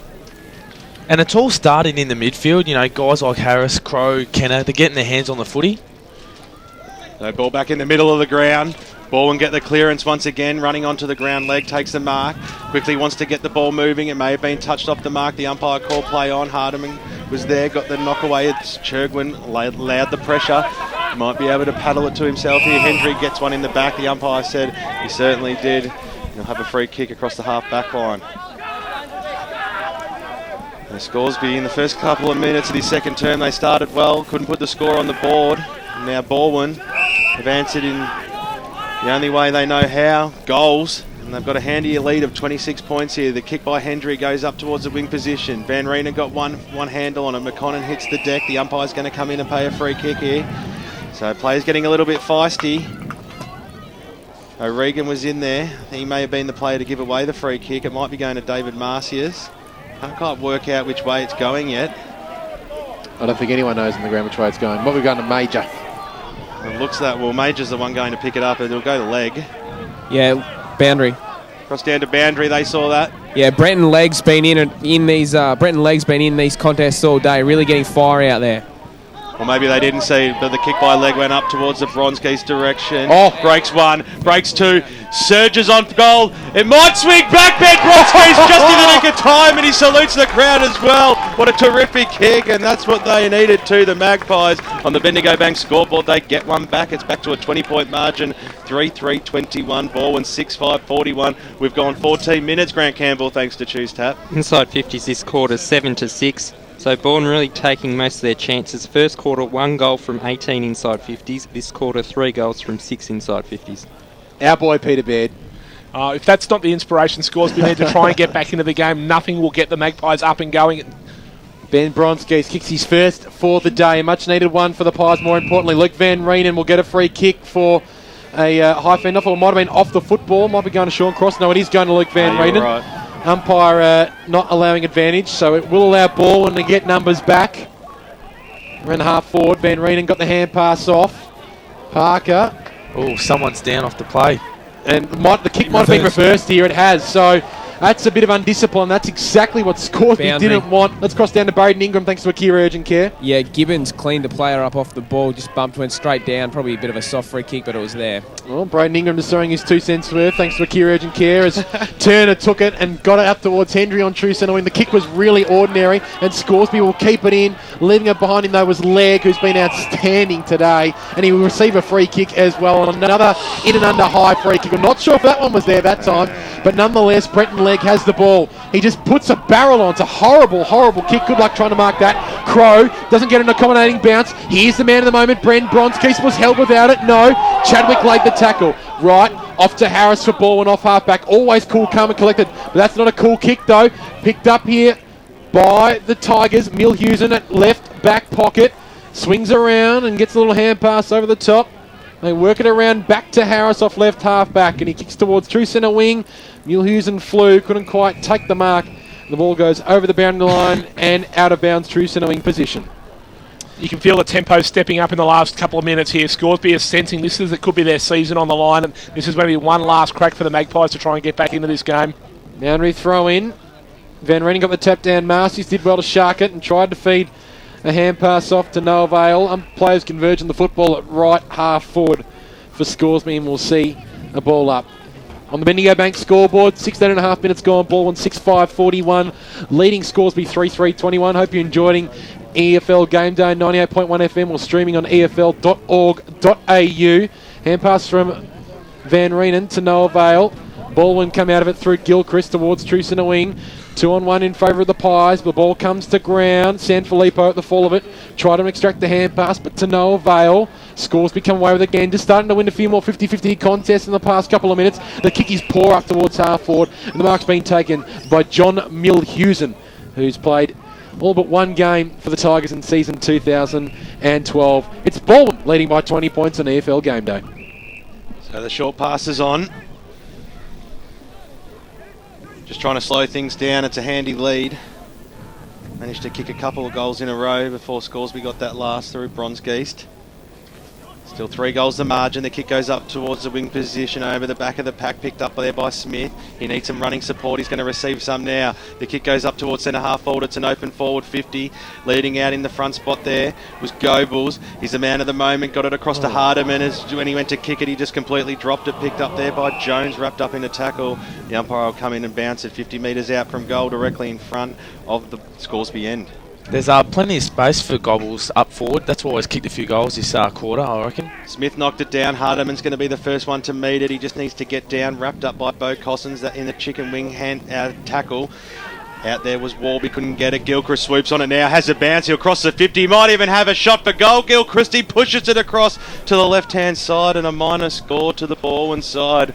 So they move on the Bendigo Bank scoreboard to 6 goals, 6-42. 6 goals, 5-41, sorry, and Scoresby at 3 goals, 4-22. Gee, that would have been a huge captain's goal for the Tigers. Rennie Gilchrist just off to the left-hand side on that occasion. So the ball is with the source. Tommy Warby up, goes straight down the middle towards Jones. Big fly from Smith at the back. Brought the ball to ground, but Scoresby have numbers. Sean Cross been everywhere today. Goes out towards true centre wing position. Marcy's just starting to get involved. Got a hand pass over the top to the run of Chadwick. The man can run now. He takes a bounce at right half forward. It's a beautiful kick out wide to Curtin McConnon. He's got the ball. Right half forward flank. Looks to centre it now. He is too slow. He's allowed ball in place to get back now. He's got Cosson further afield and he finds him. Not too much closer, but he's right on the 50-metre arc. The angle's a little bit better. He can go back and have a shot. He doesn't look too confident though. He'll centre the ball now. Dangerous kick, and it's dropped in the end by Cross. Can he make amends? He's got heaps of ball in place to contend with, but he mops up in the end. The kick comes further afield. Umpire's pulled out a free kick from somewhere. It must have been after the handball was done. It's a yellow card's been given as well. A Cosson, I think. Elbowing. So Bo Cosson's done something to Henley. Definitely Cosson. And he's not happy about it, Bo Cosson, at all. He does not want to go. If he needs to get off now, otherwise he's in some trouble. He needs to go, Bo Cosson, before the card does change colour. So Charlie Hendry in the hands of the trainers now. Looks like he's just getting up. So just repeating the score here In the third term, it's Balwyn 6-6-42, leading Scoresby 3-3-21. 20 minutes gone here in the third term. Let's cross down boundary side. Thanks to Akira Urgent Care. Damo, careful what you say. Well, Ben, you can tell by their undisciplined acts, the Scoresby players' trepidation's really starting to creep into their minds at the moment. Beautifully handled, Damien Watson, thanks to Akira Urgent Care. That is why he's one of the best boundary riders going around in the EFL Media Team, as Hendry just still in the hands of 3 trainers at the moment in the Water Girl. It looks like he's recovering now. Just around the grounds, it's South Belgrave by 34 points over Silvan and Kilsyth by 18 points over Mooroolbark in the BJS Vets Grand Final. Ball comes out into Roderick Crow. The kick from Crow is very nice. Finds Tregear. He'll look to swing on the left foot. He's got a heap of players inside forward 50, but the majority of them are Scoresby players. He chips it over the top to Gilchrist, who takes the mark and plays on the spearing ball inside 50. Is very nice. And guess who? Jeff Goebbels on his chest takes the mark. He can go back and kick his 4th goal of the day. That there is absolutely something to be crucified for, and Scott White would not be happy about that. The play probably stopped for 2 or 3 minutes then while Henry got dealt with, but they were still able to work a way through that zone then, Balwyn. Scoresby should have been able to set up their zone perfectly and close down any space, but Balwyn have just been able to pick a hole in it. Just too good there by Balwyn and too slack by Scoresby. I know Marcus Hoddies won't like me saying this, but I know Daniel Breeze is a good player, but Jeff Goebbels is proving today that he's one of the best centre-half forwards going around. If he kicks this, it's his 4th. He comes in, it looks a little right, and it hasn't come back. Goebbels puts his first behind on the board. 3 goals, 1 for him. And it's 6 goals, 7 for Balwyn, 43. Scoresby 3-3-21, 21 and a half minutes gone on the Bendigo Bank scoreboard. Let's cross down to Braden, thanks to Akira Urgent Care. Yeah, Ben, Shane Tregear for Balwyn's just limped off. Looked to be a left ankle, so we'll just keep an eye on that. Thanks, Braden. Grant Campbell, thanks to Choose Tap. Mark's inside 50 now, 10-3 for the match in favour of Balwyn. Well, Warby played it to himself and he kicked it out wide. It was a good bit of play too because McConnell was out there to take the mark. Chips it up towards the half-forward line now. Didn't look too crash hot off the boot. He was going for Goldsack, went for the fly. Chadwick's down there, so too Hendry. Ball goes over the boundary line and out of bounds. So another, once again after the boundary line, it's gone over. Charlie Hendry's copped a nudge, so the umpire's paying a free kick to him. And they're just not really getting the message either side, really. So Hendry goes short to right, who then wants to go across to Crow. Creating the switch here, the Tigers. They squeeze things up into the middle. Ben Harris has it now. Murray created a good lead from centre half forward. That was ignored. They go across to Jared Chirkwin. He gets it across back to Harris now. On the left boot, goes up towards the Murray direction. He had the front spot over the back of him. Was Major. Allowed the spoil. Coming in hard was McMahon, and he earned the free kick. So across centre half forward, McMahon kicks it to the forward pocket. Could have straightened things up a bit. The ball goes over the boundary line and out of bounds. They had 2 players out there. They could have spotted each other up there, Pete. Yeah, that's a poor kick to go out that so wide as well. Could have straightened up, as you said, and put it to the hot spot. When you've got a guy like Goebbels in fine form as he is, why wouldn't you just keep going for him time and time again? Well, he'll go up in the ruck, but Van Reenen got the knockdown. It came down to Goldsack, got it across to Wade McConnon. He's going to switch it now out wide. It becomes a foot race between Harris and Chadwick. Ball bouncing along, it picked up by Chadwick. That was good running, kicked it up towards the Kirby McConnon direction. Used his body well, got into the front spot, kicks the ball into the middle. They've got a bit of a run now. Plays streaming across the half forward line. They go towards the Bronskis direction. 1 bite, 2 over the back. McCutcheon laid the spoil. That was good play. Got down on hands and knees. Crow came in to lend some support. He's going to get the handball out wide now. Charlie Hendry was in there too. So too was Gilchrist. Milhuson's going to get it now for the Tigers. They go out wide. That was good play. Stevie Kenner gets it onto Harris on the left boot now. Drives the ball inside forward 50. It was a good kick off the boot too. And a great mark has been paid out there and has been taken by Lukey Barker. So he wants to get amongst it. He's been watching Goebbels kick all the goals, and now Luke Barker from about 40 metres out on a pretty difficult angle out there will look to kick the Tigers' 7th goal. Just goes to show when you've got big key forwards like Goebbels and Barker, and just goes to show that, they can, when they're up and firing, that they can be dangerous. Barker, it's a good kick off the boot. He got the distance but pushed it to the left-hand side. So another behind to the Balwyn Football Club at the 25-minute mark of the third quarter. It's Balwyn 6-8-44. It's a 23-point margin. Scoresby 3-3-21. I know this is the Eastern Football League, but for all those playing at home, West Coast at quarter time is 7-4-46, leading North Melbourne 3 behind. So great start for the Eagles over in Perth. Around the grounds in the EFL, South Belgrave by 34 over Silvan, and Kilsyth by 18 over Mooroolbark in the Vets Grand Final.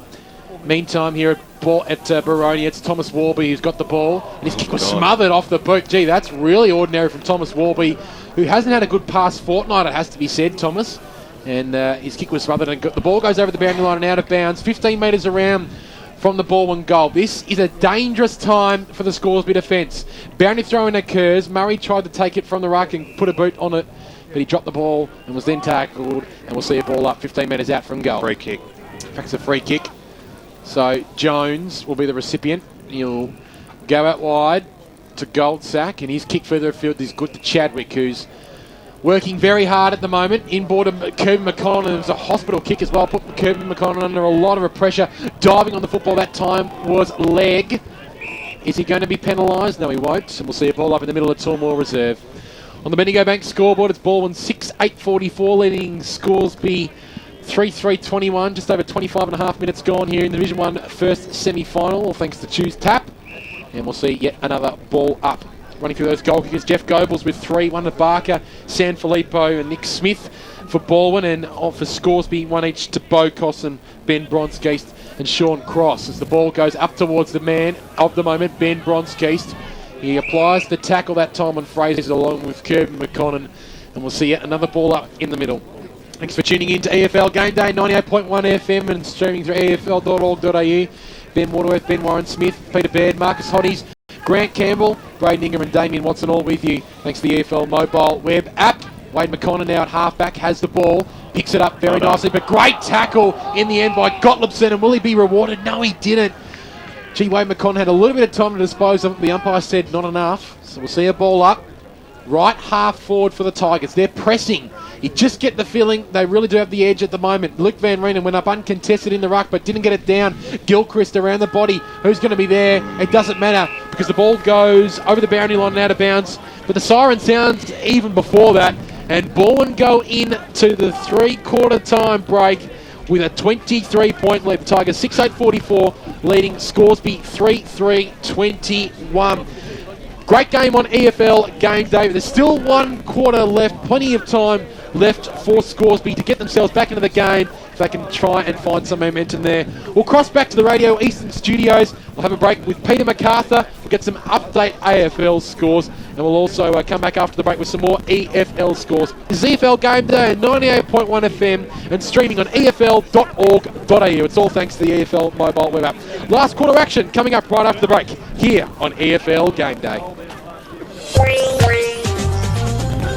Hi, I'm Les Ferguson. Join me every Wednesday afternoon at 4 p.m. for the Drive program on Radio Eastern FM. I'll be guiding you home with traffic reports from the Eastern Freeway and Maroondah Highway, and I'll bring you up to date with news, sport and weather on the hour. Plus my 5:30 quiz and your favourite music, hits and memories, right here on Radio Eastern FM.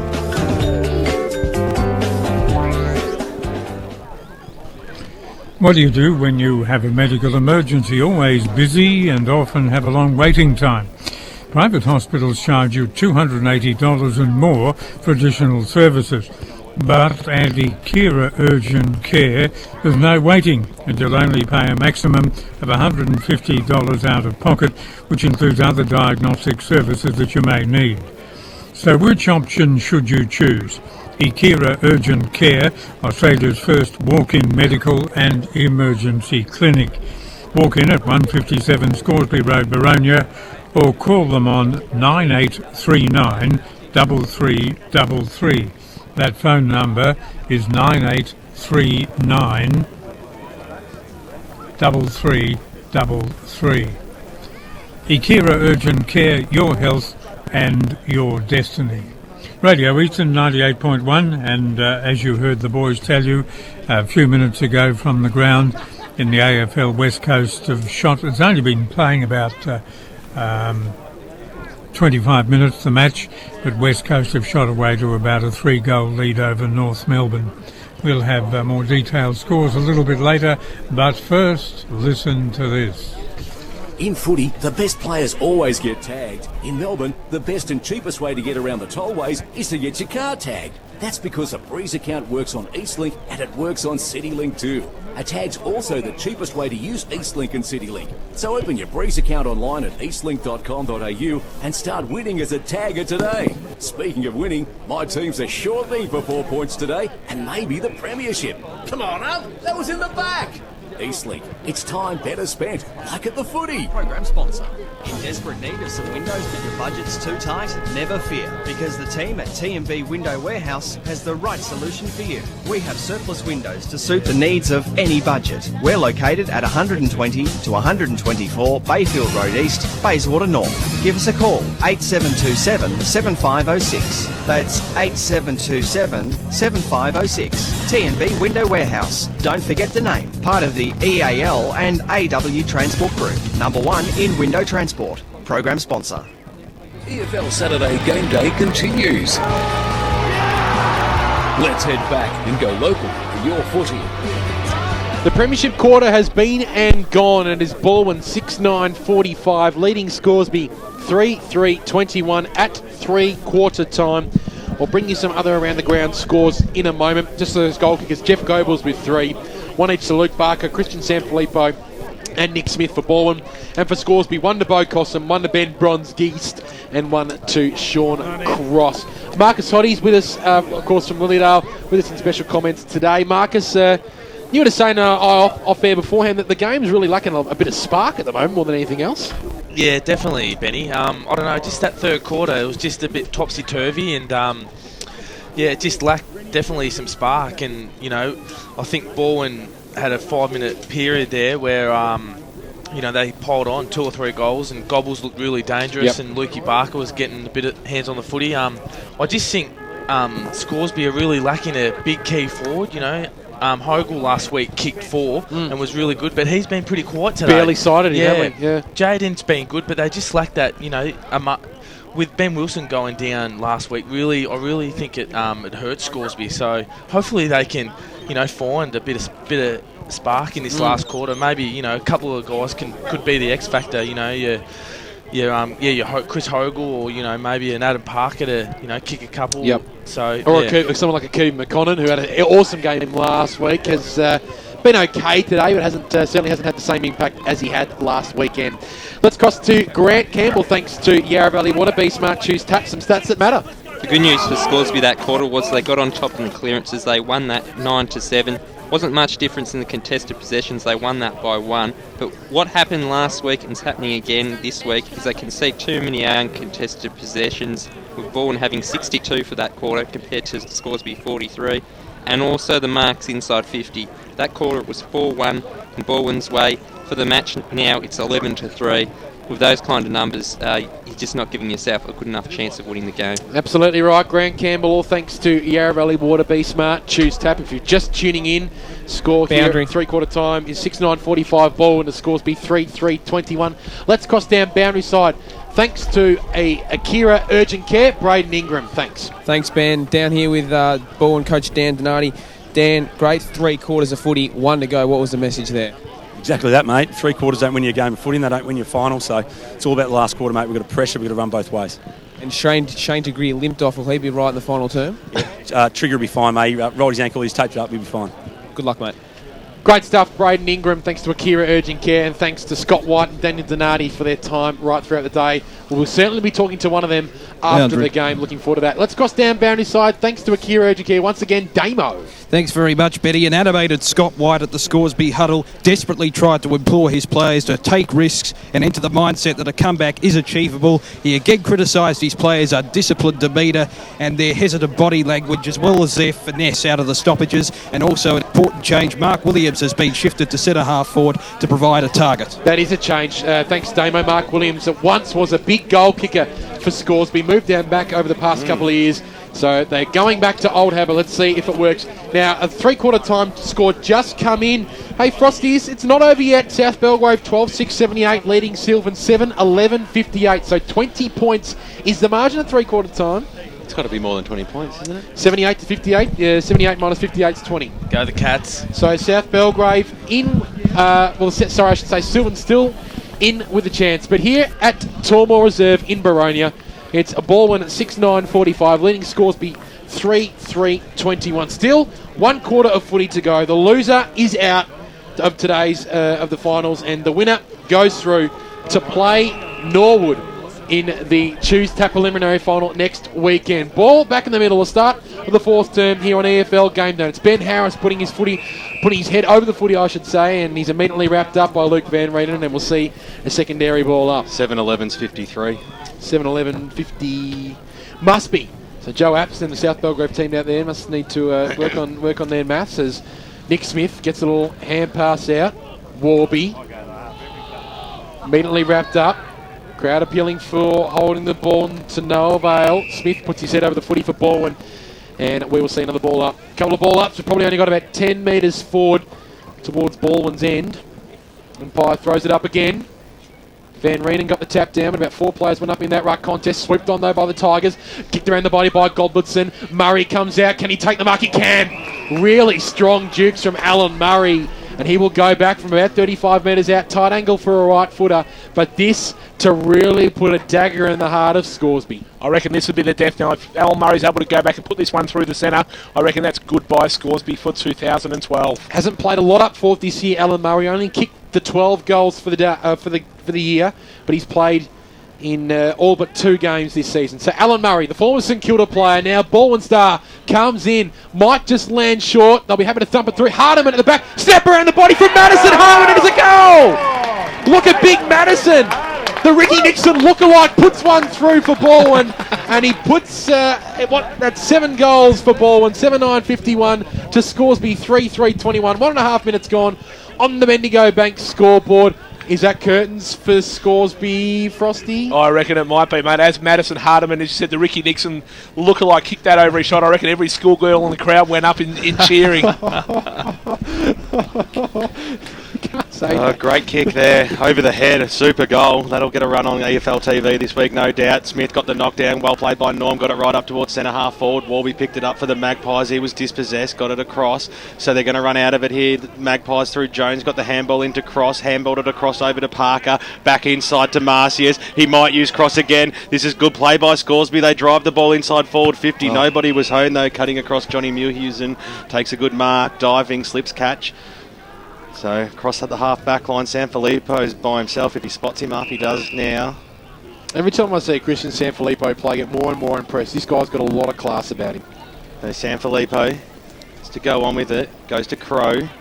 And short options are on. It was a good kick that time there, and O'Regan was felled upon, so he'll receive a free kick. True centre wing position against David Marcius, who has been relatively quiet today, David Marcius. So the kick is going to go backwards. Just taking their time, Balwyn. O'Regan's been really good today. He's shut down Parker and Marcius at times. Certainly has. Sanfilippo, after a wrap from Ben Waterworth, he's mozzed people all afternoon here. Out of bounds on the full. So Scoresby will get another chance through Tompkins. Kick the ball up forward. They have to go direct. Of course, that was the message of take risks by Scott White at 3/4 time. They find themselves 5 goals down. They'd have to over double their score just to get back in this game. The kick was an absolute shank too. It went into the middle of the ground. Pack forms and the umpire will come in and bounce it. Scoresby's foot skills have been really ordinary today, Marcus. They have, and they were ordinary last weekend as well. Yeah. And they're their own worst enemy, and it really hurts them. The umpire throws it up. Smith got the knockdown. Scoresby are going to get the clearance here. The kick goes up towards the half-forward line for Balwyn now. In front, Sanfilippo to make amends. He stood the front spot, so he'll look to reload backwards. Kick up towards a Harris direction. The skills are lacking a little bit early in this last term. Jones copped one high. The umpire said it was a free kick, so Jones on the left boot now wants to keep things moving relatively quickly. Kicks it up towards centre half forward. That was okay. Balwyn have got the numbers. Mulhausen was in the middle of the ground by himself, but they went backwards to Kenner. He kicks it in the middle now. That was okay. Good mark there, taken by O'Regan, who Marcus just mentioned. Moved it on to Churgwin. Short passes on to Murray. Another good mark, another good front spot. So Balwyn will have another chance, Murray, to put through his first for the afternoon and really shut the gate on Scoresby's season. Gone almost 5 minutes now. Short passes on. Players left all alone. Lax checking. Shane Tregear by himself. They opened it up he's only about 35 metres out now, but directly in front of goal. That's just a lacking concentration there by the Scoresby defenders. To leave a guy like Shane Tregear alone inside the forward 50, 30 metres out directly in front of goal, that's just a cardinal sin. You can't do that and expect to win a game of football, particularly at Division 1 level. As we cross the 5-minute mark of the final term, first semi-final, Shane Tregear, he'll come in on the left, 40 metres out, kicks on its way now, and it's a beautiful one too. It looks like Balwyn's going to go through to the preliminary final next weekend. Great goal there, and they move on the Bendigo Bank scoreboard to 8 goals, 9.57. Running away with it now, Scoresby 3-3-21. This game is over. For a team that was so attacking throughout the year, Scoresby, to have only kicked 3 goals this afternoon, that must be really very disappointing for Scott White. And it would leave a really bad taste in everybody at Scoresby's mouth over the summer, because they've been a real disappointment, not only last week, but especially this afternoon. In the BJS Veterans Grand Final, it's Kilsyth by 19 points at three-quarter time. Andrew Wiles on the ball there. Balwyn at half-back will look to try and rebound. Hendry was tackled high by Kevin McConnell and will receive the free kick. He's got a lot of free kicks today, Henry. He's just been putting his head over the footy. And Rennie Gilchrist has got plenty of handball receives as well, and his kick is very nice to Goplipson, who takes the mark and chips it further afield to Big Nick. And Smith gets a hand pass over the top to Fraser. He can go all the way, or he can centre it. Decides to go himself. Fraser towards the goal! What a goal from Liam Fraser! Not a noted goal kicker, but he puts through goal number 7 for 2012, and to Tiger Fiesta at Tormore Reserve. Balwyn go on to 9-9-63. Scoresby 3-3-21. 42 points is the margin. Balwyn will play Norwood next week in the preliminary final. Yeah, funny you mention that, Benny, because I'm just watching a very nervous Kevin Tabaldi scratching his head in the crowd out here at Tormore Reserve, wondering how his Norwood side are going to overcome this run of Balwyn next weekend. Always stirring the pot, Peter Baird, the ball back in the middle of Tormore Reserve. Smith got the knockdown. They're going to get another clearance, Soupy, up towards the half-forward line. Who's down there for Scoresby? It was Hicks, got the handball across. They're going to work it through the middle. Marcius spent it before he had it. That was good play there by Harris, and he got dispossessed. Nearly got a free kick paid against him. Hardiman came in, got the handball backwards. They're going to switch it out wide here, the Tigers. They got players running. The ball's kicked out towards the bench for the Tigers. It creates a bit of a foot race on. No free kicks paid. Sanfilippo got out muscled in the end. Great play there by Jaden Hogle. Got it on to Van Reen and had the run of leg, who kicks it up towards the half-forward line. Again. That was once again a shank of a kick, and Crow, he just had the steady head to take a good mark across the half-back line. So there's been lots of switches today. Wide spances of Tormore Reserve really been used. The kick goes towards the Churgwin direction. It was over-kicked, and Hogle comes across, takes the mark, gets it onto Goldsack. Goldsack drives the ball up towards centre half forward. That was a good kick too. And coming out and taking a really strong mark was Bronskiest of the Adam variety. Kicks it inside forward 50. Van Reenen had the back spot. So that's not where you've got to be. It's got to be playing in front. You've got to take the risk. This game's almost done and dusted. They're going to run out through Stevie Kennan, now Balwyn, and they've got players in the middle if they want to use Hardiman. Uses Norm Smith. Got it back to Kenner. He was dispossessed in a tackle by Marcius. Warby came to lend some support. Kicked it to his own advantage. Then eventually picked it up. Swings around on the left boot, kicks it inside forward 50, snap around the body, goes to the top of the goal square. Nobody is home though, and Balwyn once again are going to clear it. They're putting themselves under a little bit of pressure, but they have got the numbers clearing out a half-back. They do, and it's Mill Hewson who's got it at half-back, and he goes over with a hand pass to Gilchrist. It was risky, but it'll work out here to Churgwin, this way than that way. Little left foot chip over the top was very clever. He found Mill Hewson, who kept on running. Now to the captain, Gilchrist. Gilchrist sends the Tigers inside 50. Alan Murray from behind. Well done, Tompkins. Read the ball really nicely for Scoresby, and he's off and running off half-back. Spears the ball. It's an ordinary kick, but it'll work for Sean Cross, so he hasn't stopped running all day. He's got the ball left half-back. A couple of bounces. Tucks the ball under the arm. The kick is again ordinary. Just yet another turnover. Balwyn have it now through Crow. Up towards right half-forward. Mark taken by Fraser. He's already kicked one from this spot. Liam Fraser towards goal. Through it goes. Two of the best goals you'll see from Liam Fraser. A party time for Balwyn. And the Tigers go on to 10-9-69.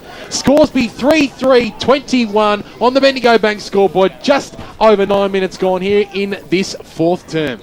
Yeah, it's just all about a bit of pride now for Scoresby. You know, obviously, they've had another bad day today, and Balwyn are just sending a big message out today to Norwood that, look out, we're coming to get you next week. So, they're playing really well at the moment. Grant Campbell, thanks to Choose Tap. Well, Deciding how bad Scoresby are going. They've only had 13 kicks this quarter. 6 of them have been marked by Balwyn. Well, they can surge forward once again. Balwyn inside forward 50. The ball goes now.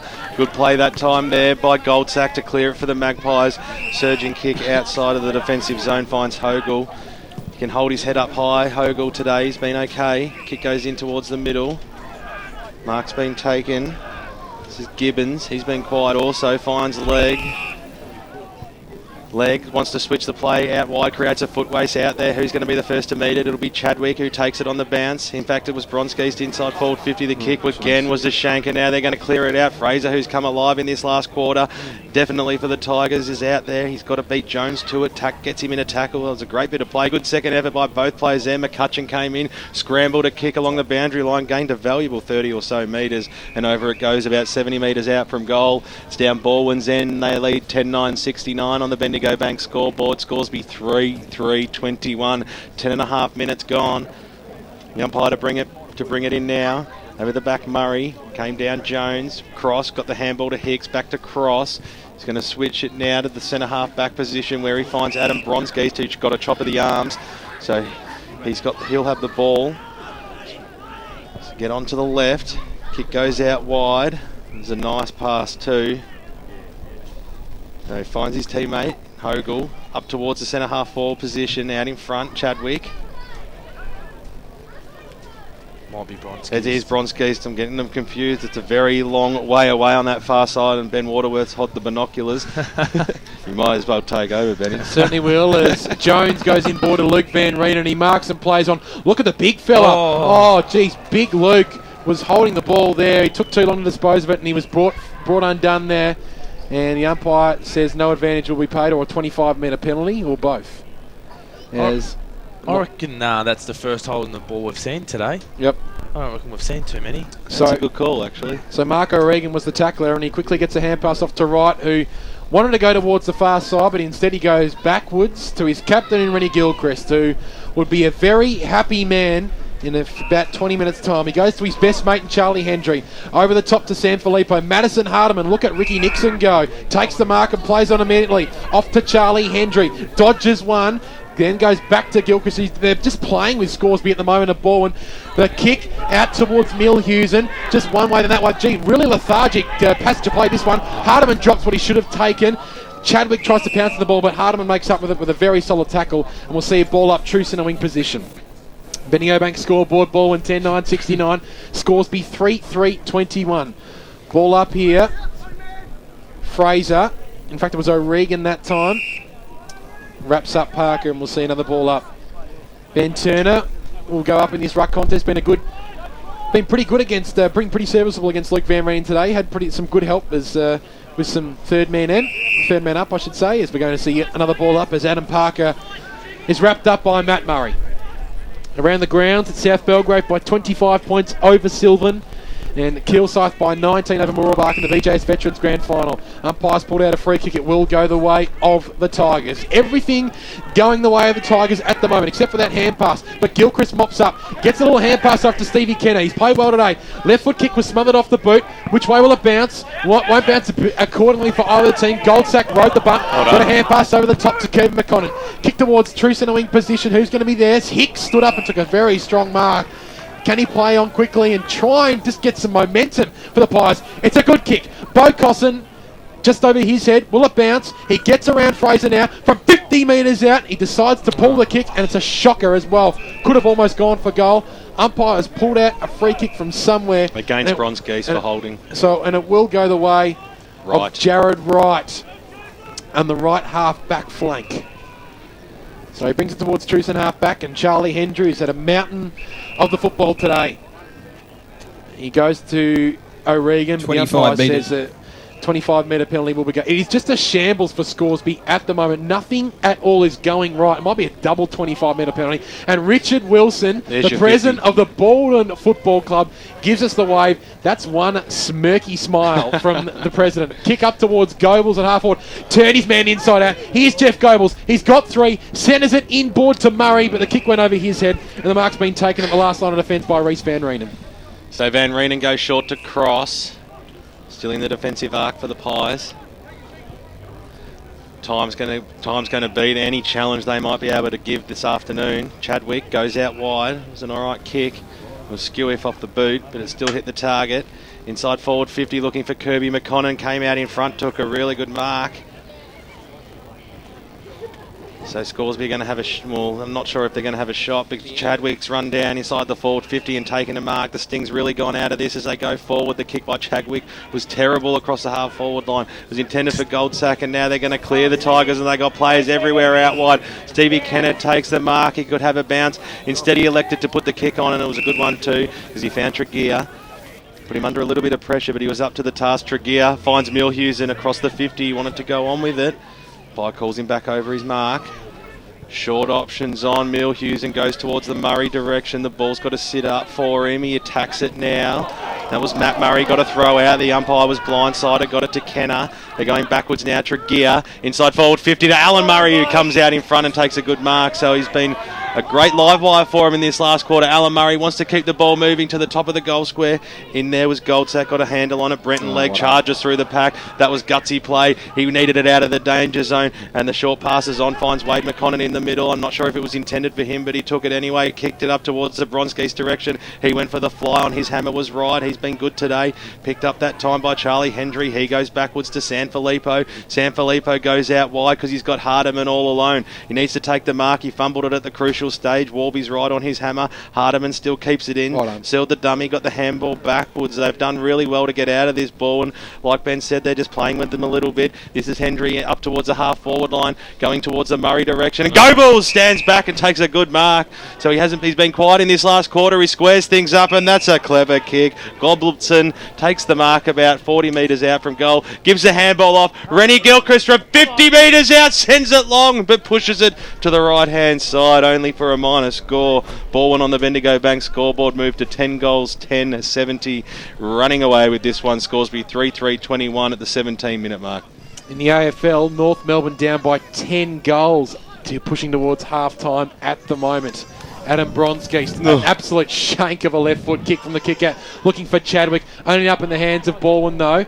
Can they try and muster the footy here? Hardiman put his head over the footy, did really well, fed out a hand pass, kick towards goal from Barker. Is just off to the left-hand side and through for a minor score. I've got that down as 1 goal 4 for Luke Barker today. It was actually Milhausen. Was Milhausen. So they look similar stature. Milhausen puts through.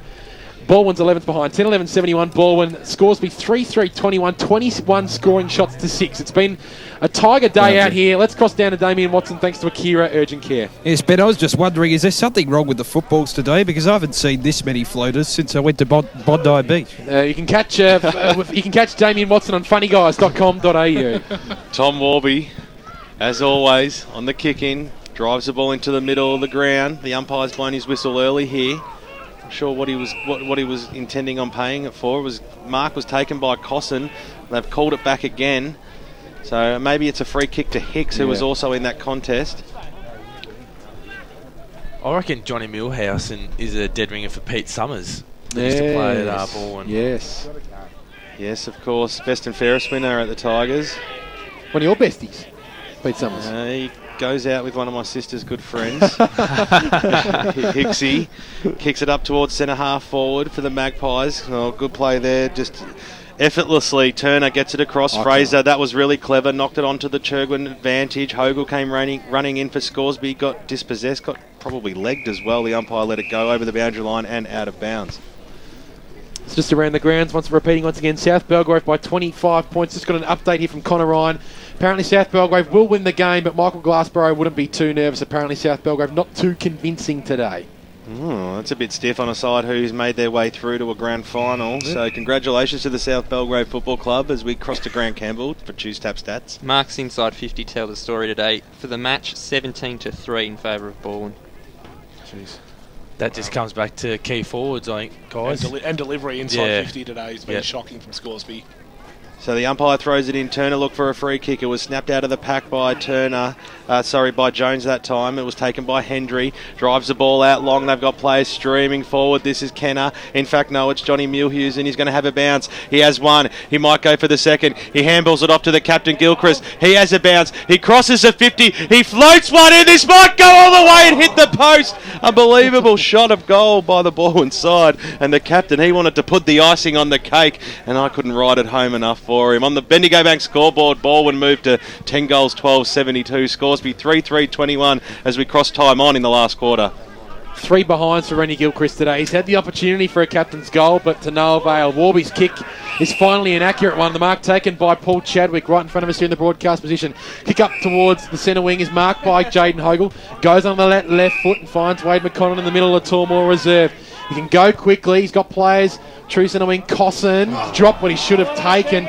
Poor effort there, and Churgwin did well to get it back to Hendry. Now to Harris on true centre wing, back to Hendry. Left foot kick up towards the half forward area. Nice and red here by Tregear. If he can pick this one up cleanly, he can get and go towards goal. Picked up by Gilchrist. Handball further afield to Matt Murray. Can he gather? He can't. He's disappointed with himself that he couldn't grab that one cleanly and get the sweeping hand pass off. And we'll see a Boundary throwing 45 metres around from the Balwyn goal. They'll be very happy with this victory. 51 points is the margin. 20 and a half minutes gone on the Bendigo Bank scoreboard. It'll be Reese Van Reenen against Turner in the ruck. Hardiman went up as the third man, picked up by O'Regan. He's got a man on in the middle. It's a searching kick as well, just over the head of Mulhughes, but he recovered beautifully. He gets a hand pass off to Alan Murray. The snap around the body from Alan Murray is good to Smith. At the fall of the ball though, Jeff Goebbels. He has been a live wire target for the Tigers all day today, and he deserves a 4th goal. And this one to make the margin 57 points. Yeah, just been really impressed with Balwyn. They're just hunting Scoresby. Even right now, you know, they could easily just put the cue in the rack, but they're still, you know, putting pressure on them and creating a turnover. Goebbels comes in, makes no mistake. Made the goal on by a bit of work. But Goebbels kicks his 4th, the leading goal kicker on the ground. He's been outstanding today. So is Balwyn, 11-12-78 to Scoresby 3-3-21. 21 and a half minutes gone on the Bendigo Bank scoreboard. Big smile on the face of Balwyn stalwart Paul Johnson here in the crowd, just standing here right beside our broadcast position watching the game. Yes. They know they're home next week. They're going to be playing against the Norwood side for a spot in that Division 1 Tuesday Grand Final. Super effort today by the Balwyn Football Club. They came in as underdogs. Peter Baird didn't even give him a chance against Noble Park last week, and they've won 2 finals in a row now, it would seem. So who am I going to pick next week? I've got 2 sides that I haven't given a chance to all year. You'll jump on somebody's bandwagon, that's for sure. Ball in the middle of the ground. Van Reenen got a handball out. Oh, they're going to get another clearance here, the Tigers. Harris was dispossessed at the last moment. Handball over the top. Went out towards the Marcius direction. Geez, he's been really quiet. Tregear's got it now in the centre square for the Tigers. Gets a handball across to Harris. He moved it on to Sanfilippo. The umpire said it was vantage paid. Inside forward 50. The kick from Sanfilippo is a good one too. And in the right forward pocket, Goebbels has come out and taken another mark. He's a super player and he'll line up for his 5th of the afternoon on a very tight angle. He's got the crowd behind him here. They'll get right behind him, and you'd fancy him on this shot. He's not going to pass this one off. Stevie J, he's going to line up like Stevie J. Looks like he's going to wind around. So Goebbels plays on now, swings the ball around. It's coming back. It's not coming back far enough now. He sends it out a little bit too wide and goes through for one behind. Balwyn on the Bendigo Bank scoreboard moved to 11 goals, 13-79. It's 24 scoring shots to 6. Scoresby 3-3, 21, 24 minutes gone. So he's been accurate in front of goal today, Jeff Goebbels. 4 goals, 1. Did have 1 out of bounds on the full, but he's made the most of his opportunities today, and Balwyn have taken everything that's come their way. Thomas Warby, spearing kick out of defence is good to cross, and he takes the mark at Trues and a half back. Looks for options, but the sting of this game went out a long time ago. Cross towards centre wing, and the mark's taken by our man, Peter Baird. Ben Bronzegeist up towards Trues and a half forward, but yet another turnover. Mark taken by Sanfilippo. Off to Hendry. In the middle of the ground, here's Ben Harris. They've got some run here. Kenner got a poor bounce. Taken here by Adam Parker. Sweeps the hand pass further field towards centre wing. Cosson shrugged a couple of tackles. Then went to cross, had his head ripped off. Umpire said, no, he didn't. I'll have some limelight. I'll have a ball up. In the middle of Tormore Reserve. It's Balwyn by 58 points in the Division 1 Choose Tap first semi-final here at Tormore Reserve in Boronia. Ball up occurs, and Harrison, another possession off to Chirgwin. Goes towards Go Bulls. Couldn't quite take the mark. Goldsack over the top. The race is on. Oh, Go was just pushed Goldsack out the way. Then picked the ball up. Stevie J look away. Hand pass to Gilchrist. Now off to Alan Murray. The left foot chipping ball over the top is good. And the mark's being taken by Shane Tregear. On the wrong side for a left footer, so he chips it inboard to the Ricky Nixon look-alike in Madison Harneman. And he can go back and look to put through some icing on a very large Balwyn cake and kick his second goal. Geez, they've been impressive today. You know, even starting with the back line, Millhouse and, you know, guys like that providing plenty of run, and then their midfield, and, you know, just the even spread through the whole side. They've all played their role, and this is a massive statement in the context of the finals for Div 1. He's a scaring-looking man, Madison Hardeman. He's a big fan of EFL TV, I know that one. But he can come in and kick his second. And look at the celebration. He went very early there, Madison Hardeman. And it went off to the right-hand side. So did you, Ben Waterworth. I did, because I can't see the goals from here, so I was watching his reaction. And Hardeman puts through a minor score. So Balwyn go on to 11-14-80. Scoresby 3-3-21 on the Bendigo Bank scoreboard. 25 minutes gone. This is a pantsing. 59 points is the margin. Warby told to go on with it now. He's gone for the shorter option this time. Ball was spoiled. Handball out wide towards Jones. Takes it right near that boundary line underneath the Bendigo Bank scoreboard. Sends the ball out towards the wing position. Mark's been taken, moved on towards the Kirby McConnell direction. He always uses his body well and gets the ball to bounce up to him. Eventually gets pants and gets the handball away. Tried to get it over to Hogle. Good play there by McCutcheon. Got the handball across. And there's Hendry. There's playing with them. Sanfilippo's got it. Hicks wrapped him up in a tackle across the half-forward line and will have a bounce. About 55 metres out from goal. Have we got any scores from around the grounds? Don't at the moment, but I can tell you in the AFL at half-time West Coast by 54 points. Unbelievable. Still like an underdog, I reckon. The Roos are a sniff. So the ball's still across that half-forward line. The umpire's plucked out a free kick. And once again, it'll go to that man, Charlie Hendry. So after comments like that, we might not have you back for the Division 1 Grand Final special comments, Marcus Hotties. Well played, Peter Baird. Charlie Hendry is taking his time. No one stood on the man on the mark in the end, so he just got to run around, bounce the ball on the ground, kick it up towards the half-forward line. Warby got a handle on it at the back of the pack. Van Reen, the biggest man there, picks the ball up as the siren goes, and it's the Balwyn Football Club victorious this afternoon. They make it through to the preliminary final next Saturday afternoon out at Bayswater Oval against the Norwood Football Club. What a game that is going to be. They own this game from start to finish. Final scores 11-14-80. Balwyn, Scoresby 3-3-21. They were short quarters right throughout the afternoon today, but Balwyn, they were led from the start to the finish, Peter Baird. Maybe early in the second quarter, Scoresby looked like they might be able to get back into this game and maybe even get on top at one point, but Balwyn had all the answers. They did. They just were much more well prepared. They had a game plan to take it up to Scoresby. I think they learned a lot by what Vermont did to Scoresby last week in putting pressure on the ball carrier, forcing Scoresby to turn the ball over. Both this week and last week, Scoresby have looked very sloppy in their disposal.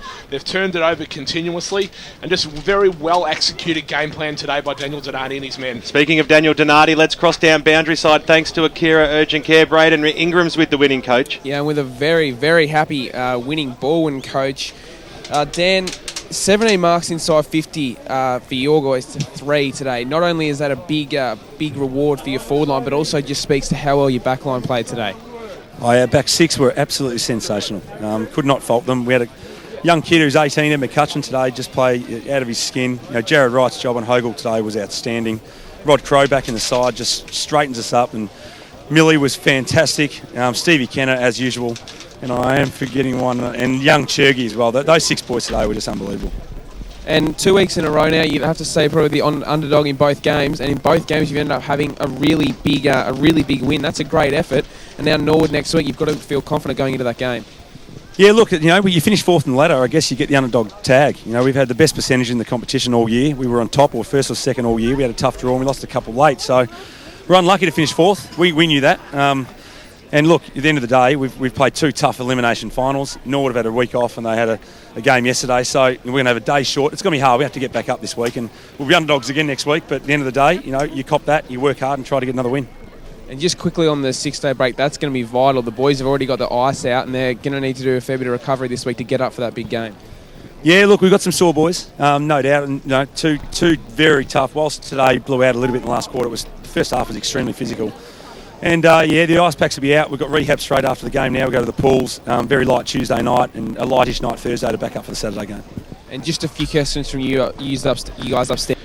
Dan, congratulations. It's Ben Warren-Smith here, mate. You came in with a lot of confidence today, and that's the only way you can go into a final. But 22 contributors on the park today. You structured up really well against Scoresby. You just must be so proud of the boys. Mate, extremely proud. We did a lot of work on the way we want to structure up against Scoresby this week. They beat us last time. The thing when you lose against the side is you learn from it. And if you don't learn from it, then you're going nowhere as a footy club. And they beat us 4 or 5 weeks ago, and we learned from it. We changed some things today, and they work for us. Dan, Peter Baird here, mate. Congratulations on the win. You mentioned your back six, but a player you didn't mention in there, who I thought was absolutely super and probably in your best today, was Christian Sanfilippo. I just get more and more impressed every time I watch this kid go around. Most improved player in the competition, without a doubt, mate. He's fantastic. You can play him anywhere. That's what I love about him. If he wasn't in our top 3 today, I'd be very surprised. Get in and sing the song, Dan. I know the boys have just headed into the rooms and they'll be waiting for you. Congratulations on the win, and we'll see you out at baseboard next Saturday afternoon. Good on you guys. Thanks very much. Hard to hear. Thanks, guys. Thank you very much to Daniel Donati, the senior coach of the Balwyn Football Club, and a happy man too. We spoke to him on EFL Sunday this morning. They were confident going into this game, and rightfully so, because it really showed out on the park today. I was just impressed with just the game plan that Dan brought, and the way he had this team prepared to take apart Scoresby in the way they like to play their footy. And I reckon they learnt last week by watching Vermont do the same thing to the Magpies. The Magpies had a fantastic year, but at the end of the day, it probably really leaves a really bitter taste in their mouth. And I don't know whether this straight sets exit hurts them more than losing the last 2 grand finals in a row, because this year was probably their year to take that next step. They haven't been able to deliver on that expectation. I'm just curious to get your boys' assessment of that. Yeah, when we played Scoresby, they were clearly, probably the best side we came up against. We thought they'd go really close to, going really far in the finals. And to go out in straight sets, yeah, it does hurt, and I feel for them. And that they were really disappointing today. Their disposal, and they lacked a couple of big men in their structure. And yeah, they'll be hurting tonight. And I just I hope they can bounce back next year.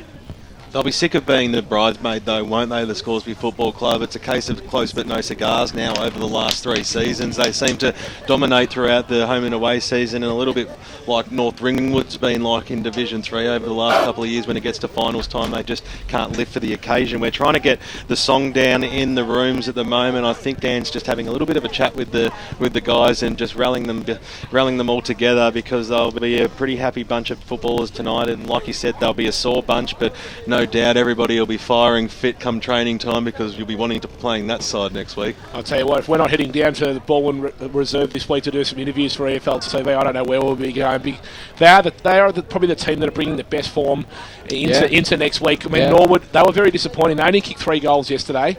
Today, Balwyn have done exactly the same thing to a Scoresby side that have been a really free-flowing attacking side all year.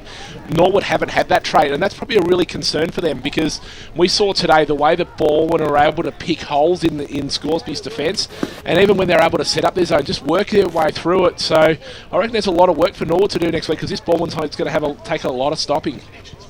Yeah, it certainly is, Pete, and like we said, sometimes momentum's a good thing, sometimes it isn't. They've played 2 weeks out here at Tormore Reserve, so they've probably got to know the surroundings of this ground, and now they head out to probably similar dimensions anyway out at Bayswater Oval. It's also a big ground, it's also in similar condition as well, so they'll be okay. And I like the look of them. They're one of the top sides for the whole season. Yes, they were only 1 game out of getting that second chance to begin with, and they might not have even been playing in this elimination final last week and then again today, so they were a good side that were right up there for the whole year. Yeah, you've been singing their praises all year, BWS. You've told me that they're one of the teams to beat this year, and they're starting to come to the fore and prove that when the whips are cracking on the big stage in finals to knock out the dual reigning premier from the last 2 years, Noble Park 1 week, and the runner-up in both those seasons in the following week. This Balwyn side, I mean, they're really starting to gain momentum. Can we run through some of the major goal kickers for the afternoon, please, Ben Waterworth? Jeff Goebel's kicking for the dominant forward on the ground today. The only my apologies. Liam Fraser kicked 2 goals in the final term, 2 great goals on that right half forward flank. 1 to Madison Hardiman, 1 to Nick Smith, 1 to Shane Tregear, 1 to Christian Sanfilippo, and 1 to Luke Barker. 1 goal for Luke Barker today. And for Scoresby, just 3 single goal kickers, 1 to Bo Costam, 1 to Ben Bronze-Geest, and 1 to Sean Cross. Well, Grant Campbell spent the afternoon taking down all the Choose Tap stats, and he's going to run through them for us now. Yeah, there's 6 main categories where Balwyn thrashed Scoresby, not only on the scoreboard but individual stats. Kicks 217 to 180 Balwyn's way. Handballs 141 to 103. The big area though was the uncontested possessions. They conceded too many last week and they did it again. Balwyn had 223 compared to Scoresby 164. Contested possessions, they won 135 to 120. Inside 50 count, big differential, 55 to 32. Marks inside 50 is probably the one stat that stands out the most. They won that 21 to 3 and they had 10 in the last quarter. And intercept marks, Scoresby turned the ball over too much. Balwyn winning that stat 22-9. I know it's a question without notice, but you are the official stats man of the Eastern Football League, and they'll come up against the Norwood Football Club next week. When you look at the two sides on paper, which way do you see the game may swing next Saturday afternoon? I'll probably say on form, you'd have to go with Balwyn. Also with the fact that Norwood, they got that top swap because they were so dominant at home. They won their 9 home games. At these neutral venues, I just think Balwyn have a bit of an edge there. Fantastic stuff today on the Choose Tap stats. Around the grounds, have we got a final score from Walker Park yet, Ben Waterwell? Yes, we do actually. Full time out there at Walker Park, the game between Silvan and South Belgrave. South Belgrave led by 25 points at 3/4 time and were able to run away with it in the final term with a 4-1 final term. So South Belgrave will play the base in the grand final. 16-12, 108 South Belgrave to Silvan, 8-15, 63. But a great season by Silvan, a great story as well. So congratulations to the Silvan Footy Club, Chris Goodluck, Chris McLagan and the team out there doing a great job. And I think it's a big fat tick for them this year. Well, the boys have just come back out onto the ground after they're talking to by the senior coach. So let's cross it back down boundary side thanks to Akira Urgent Care to Damien Thanks Watson. very much, BWS. Jeff Goebbels is with me. Jeff, you've taken 2 huge scalps in the current final series, the 2 grand finalists from last year. The club must really be galvanised. Yeah, mate. We always thought no matter where we're... Sorry, the boys are going bananas down here. Yeah, we always thought no matter where we finished, as long as we made the 5 to get in finals, we always thought we were dangerous. Yeah, we're a good enough team to beat anyone, so coming from 4th didn't really bother us too much. We wanted to get top 3, but we're going to do it the hard way, and we really believe we can do it. And your own individual performance today, 4 goals for the match. You actually defeated Scoresby's whole total, so you must be really pleased with that. Yeah, no, it was a good effort, but I think the whole team just put pressure on the midfield and gave us enough ball to get in the forward line. And yeah, I was lucky enough to get on the end of a couple. And I noticed the frame of Sean Bergen's number in the rubes as he sang the song. That was a fitting, touching moment for the club. Yeah, it was. It was a sad thing to lose him last year. So this whole final series is dedicated to him and his family. And I just hope we can do him proud. Thank you very much for joining us, Jeff. No worries, guys. Thanks. Thank you very much to Damien Watson. We did want to ask Jeff a few questions, but we might have got rid of him. Let's cross back down. I think he's still got the headset on. Jeff, congratulations. It's Ben Warren-Smith on the victory today. Actually, he's got his headset off, so Can't hear it. That's all right. We'll cross back down to the boys once they round somebody else up. So, yeah, great performance by him personally today, and he just works down there really well with Big Lukey Barker, and they've got the players at the fall of the feet.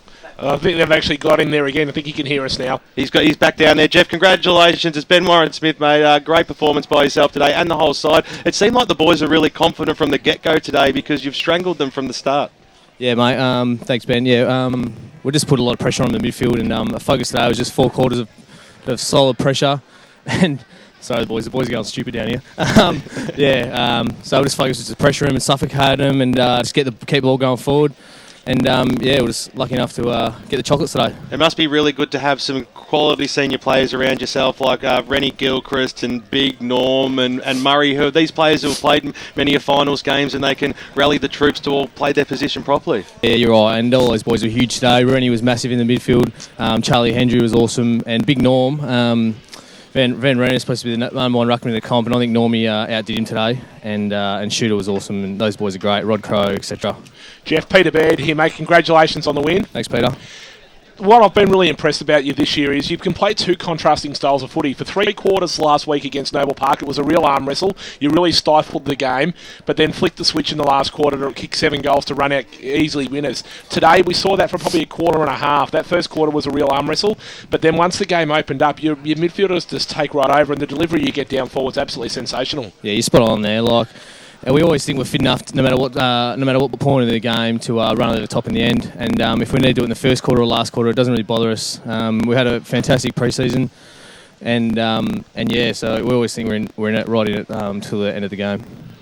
Well, thanks very much, Jeff, for joining us after the match. Go down and warm down, mate, because it's been a great win by the boys. You can enjoy the rest of your afternoon and then get set for the big clash, the preliminary final next Saturday afternoon. Absolutely. Thanks, guys. Thank you very much to Jeff Goebbels, who booted 4 goals this afternoon, and he probably could have had 6 or 7 in the end, Ben Waterloo. He could have. He did have one behind. He did kick one out of bounds on the 4, so he did take the most of his opportunities.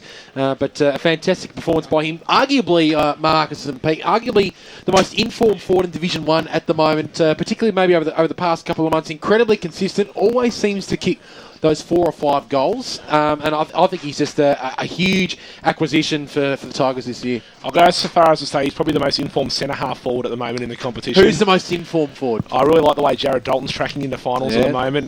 He's man. really providing a target for Vermont up forward, and I reckon if these two sides happen to meet on Grand Final day, with the way they can play attacking brand of footy, we might be in for one of the best EFL Division 1 choose-tap Grand Finals we have ever seen. Looks like the couple of the boys are getting stirred up there by the Balwyn Football Club, but let's cross down boundary side once again. Braden Ingram's going to take care of this one for us. Ready? Over to you, mate. Yeah, thanks, BWS. Down here with Rennie Gilchrist, the captain of the Balwyn side. He's copping a fair bit of flack from the boys, so we've just moved away. Rennie, great game today, mate. It was come out again, the underdog, and you got up again today. Well done. Yeah, thanks. We had a good quarter. Sorry, fellas, we can't hear your interviewee. Try again. We're going, Pete. Be Hello, quiet. can you hear me? Yep, we should be go. Go ahead, Rennie. Yeah, we had a big focus on the first quarter, and I guess that really set us up. And from there, we just used our legs and our run, and ended up with a good win. And down back today, the back 6 were just super throughout. They really provided a drive throughout the back, and then to head forward was really super, and I think set up the win today. Yeah, I think probably most one-on-one contests they won it quite comfortably, and then from there, all our mids really pushed back and switched the ball and spread really well, and that set us up. And after such a hot day and a really fierce contest, how do you think you're going to pull up? 6-day break, big game against Norwood. How do you think you and the rest of the boys will pull up going into next week? Yeah, it's going to be a big focus just to get off our legs and do plenty of rehab for the next week. But yeah, we're fine. We're flying, so really confident. And we'll just head upstairs for a few questions from you boys. Rennie, it's Ben Warren Smith up here, mate. Congratulations on making it through to the 3rd week of the finals. The job's not done yet, but tell us what You're the just message... cutting out there, I can't quite hear, Ben. I just wanted to talk to you about what the message was at the start of the day from Daniel Donati from the boys. We spoke to him on EFL Sunday. He said that you guys were quite confident going into this match. So what was the message and what was the feeling like in the rooms before today's game? Yeah, the message was really just to play as a team. We know that finals footy is all about 22 blokes pulling together, so that was our main focus, and obviously tackling and pressure and hitting our targets as well. Is there anybody that's feeling a little bit ginger after the match there? Of course, Dan's already said that there's a couple of sore boys, but no major injury concerns. Yeah, I think Barks was just asking his quad up, but that'll be fine. Crowe just, that's Rod Crowe, just put some ice on his shoulder, but besides that, I think we're all good. G'day, Rennie. Ben Waterworth here, mate. Congratulations on a fantastic game, personally, and by the team as well. Just on Rod Crowe, you just mentioned him just then. He's come back into the team in the past couple of weeks. Must be great to have not only your vice-captain, but a guy of his calibre down back, structuring you up back there. Yeah, as soon as his name was read out Thursday before last, the boys just sort of lifted. He is sort of the spiritual leader of the team, so he's super important to our team and our structure. And just one of my boys, Madison Hardeman, we call him the Ricky Nixon lookalike. That's good. we certainly like the work of him today. He's an interesting looking unit, maybe not the most agile guy, but geez, he puts his head over the football and plays half of the team. Yeah, Mads cops a lot of stick, but he's just one of the best blokes I've ever met in my life. So if he's playing well, I don't care what he looks like, to be honest. Rennie, Peter Baird here, mate. Congratulations on the win. Have you started to think ahead now, having knocked off the 2 grand finalists from the past 2 years in consecutive weeks, to perhaps what that big, last day in September might hold for the Balwyn Footy Club? No, not at all. Just next week, Norwood. Hopefully get over them, but yeah, all about Norwood next week. Well, it's going to be. I'll give you a little stat to think about, Rennie. Three of the last 4 premierships won by the Balwyn Football Club have been won by first-year coaches, and with Daniel Donati joining the Tigers this year, perhaps that omen might be set to continue. Yeah, we'll see. I'm not getting too far ahead of myself. But well, it's all going to happen next Saturday afternoon anyway, Rennie, in the preliminary final against Norwood. Good luck in that match. Let's hope the Tigers can get through for another week. Thanks, boys. Thank you very much to the captain of the Balwyn Football Club, Rennie Gilchrist. He must be a tough opponent to come up against when you play against him, Hotties. He is BWS. He's just really classy, and he uses the footy well, as we all saw today. They've just got a good even spread through their midfield. This guy's an unbelievable. This guy's 23 years old. Did a story for the youngest footballer during the week. The youngest captain in Division 1. But you heard him just then. He's one of the quietest guys I think we've ever interviewed on a post-match. Really level-headed. Great head on his shoulders. He's a beauty. I talked to Daniel Harford during the week about him. You talked to Daniel Zanardi, his best mate Charlie Hendry. They are just full of raps for Rennie Gilchrist, and they're just so happy that he's doing so well in a captain's position. Yeah, it's just one of those guys you love playing with, and having him as your captain, he just leads by example, sort of every week, that he goes out and plays. Yeah, and I just want to say, Rennie is so composed down there. Like they just want to say on Rennie Gilchrist that he's so composed, and they just had an interview. They've just won by 60 points, and it's all about next week. Great win today, but it's all about Norwood next week, and I think very interesting just the way they went about it today. A lot of unhappy Magpie fans leaving the ground after another year gone wasted for the Scoresby Football Club. It's time to go through our votes for the afternoon, our 3, 2 and 1, who will take home this fantastic Trojan toolkit filled to the brim with quality tools. Let's start with our boundary riders. Who's scribing these votes? Grant Campbell will be the scribe. Thank you. I was just about to get to that, Peter Baird, unless you want to do it. Are you putting your hand up for it? Yeah, well then just stay quiet then. Grant Campbell will be the scribe, and we'll go down boundary side thanks to Akira Educare, to Damien Watson. He's going to start the votes today. Am I? All right. Wonderful. First vote, Alan Murray. I'm still actually trying to do them. Alan Murray with 1 vote for me today. I thought he was a pivotal link across that half-back line, particularly in the second half when the game was really on the line, and I thought he was fantastic roaming across that area of the ground. I gave 2 votes to Jeff Goebbels, 4 goals for the match.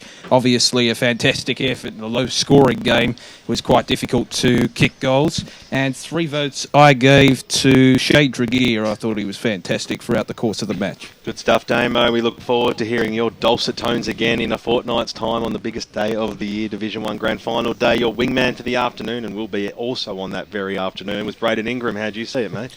Yeah, well, BWS, I saw Jeff Goebbels gave him 1 vote. I think he'll be in most people's votes today. Kicked 4, was very solid up forward, and you couldn't ask much more from him. Gave 2 to the captain, Rennie Gilchrist. Was in there, had plenty of the ball, used it really well, and was sensational. But I gave 3 to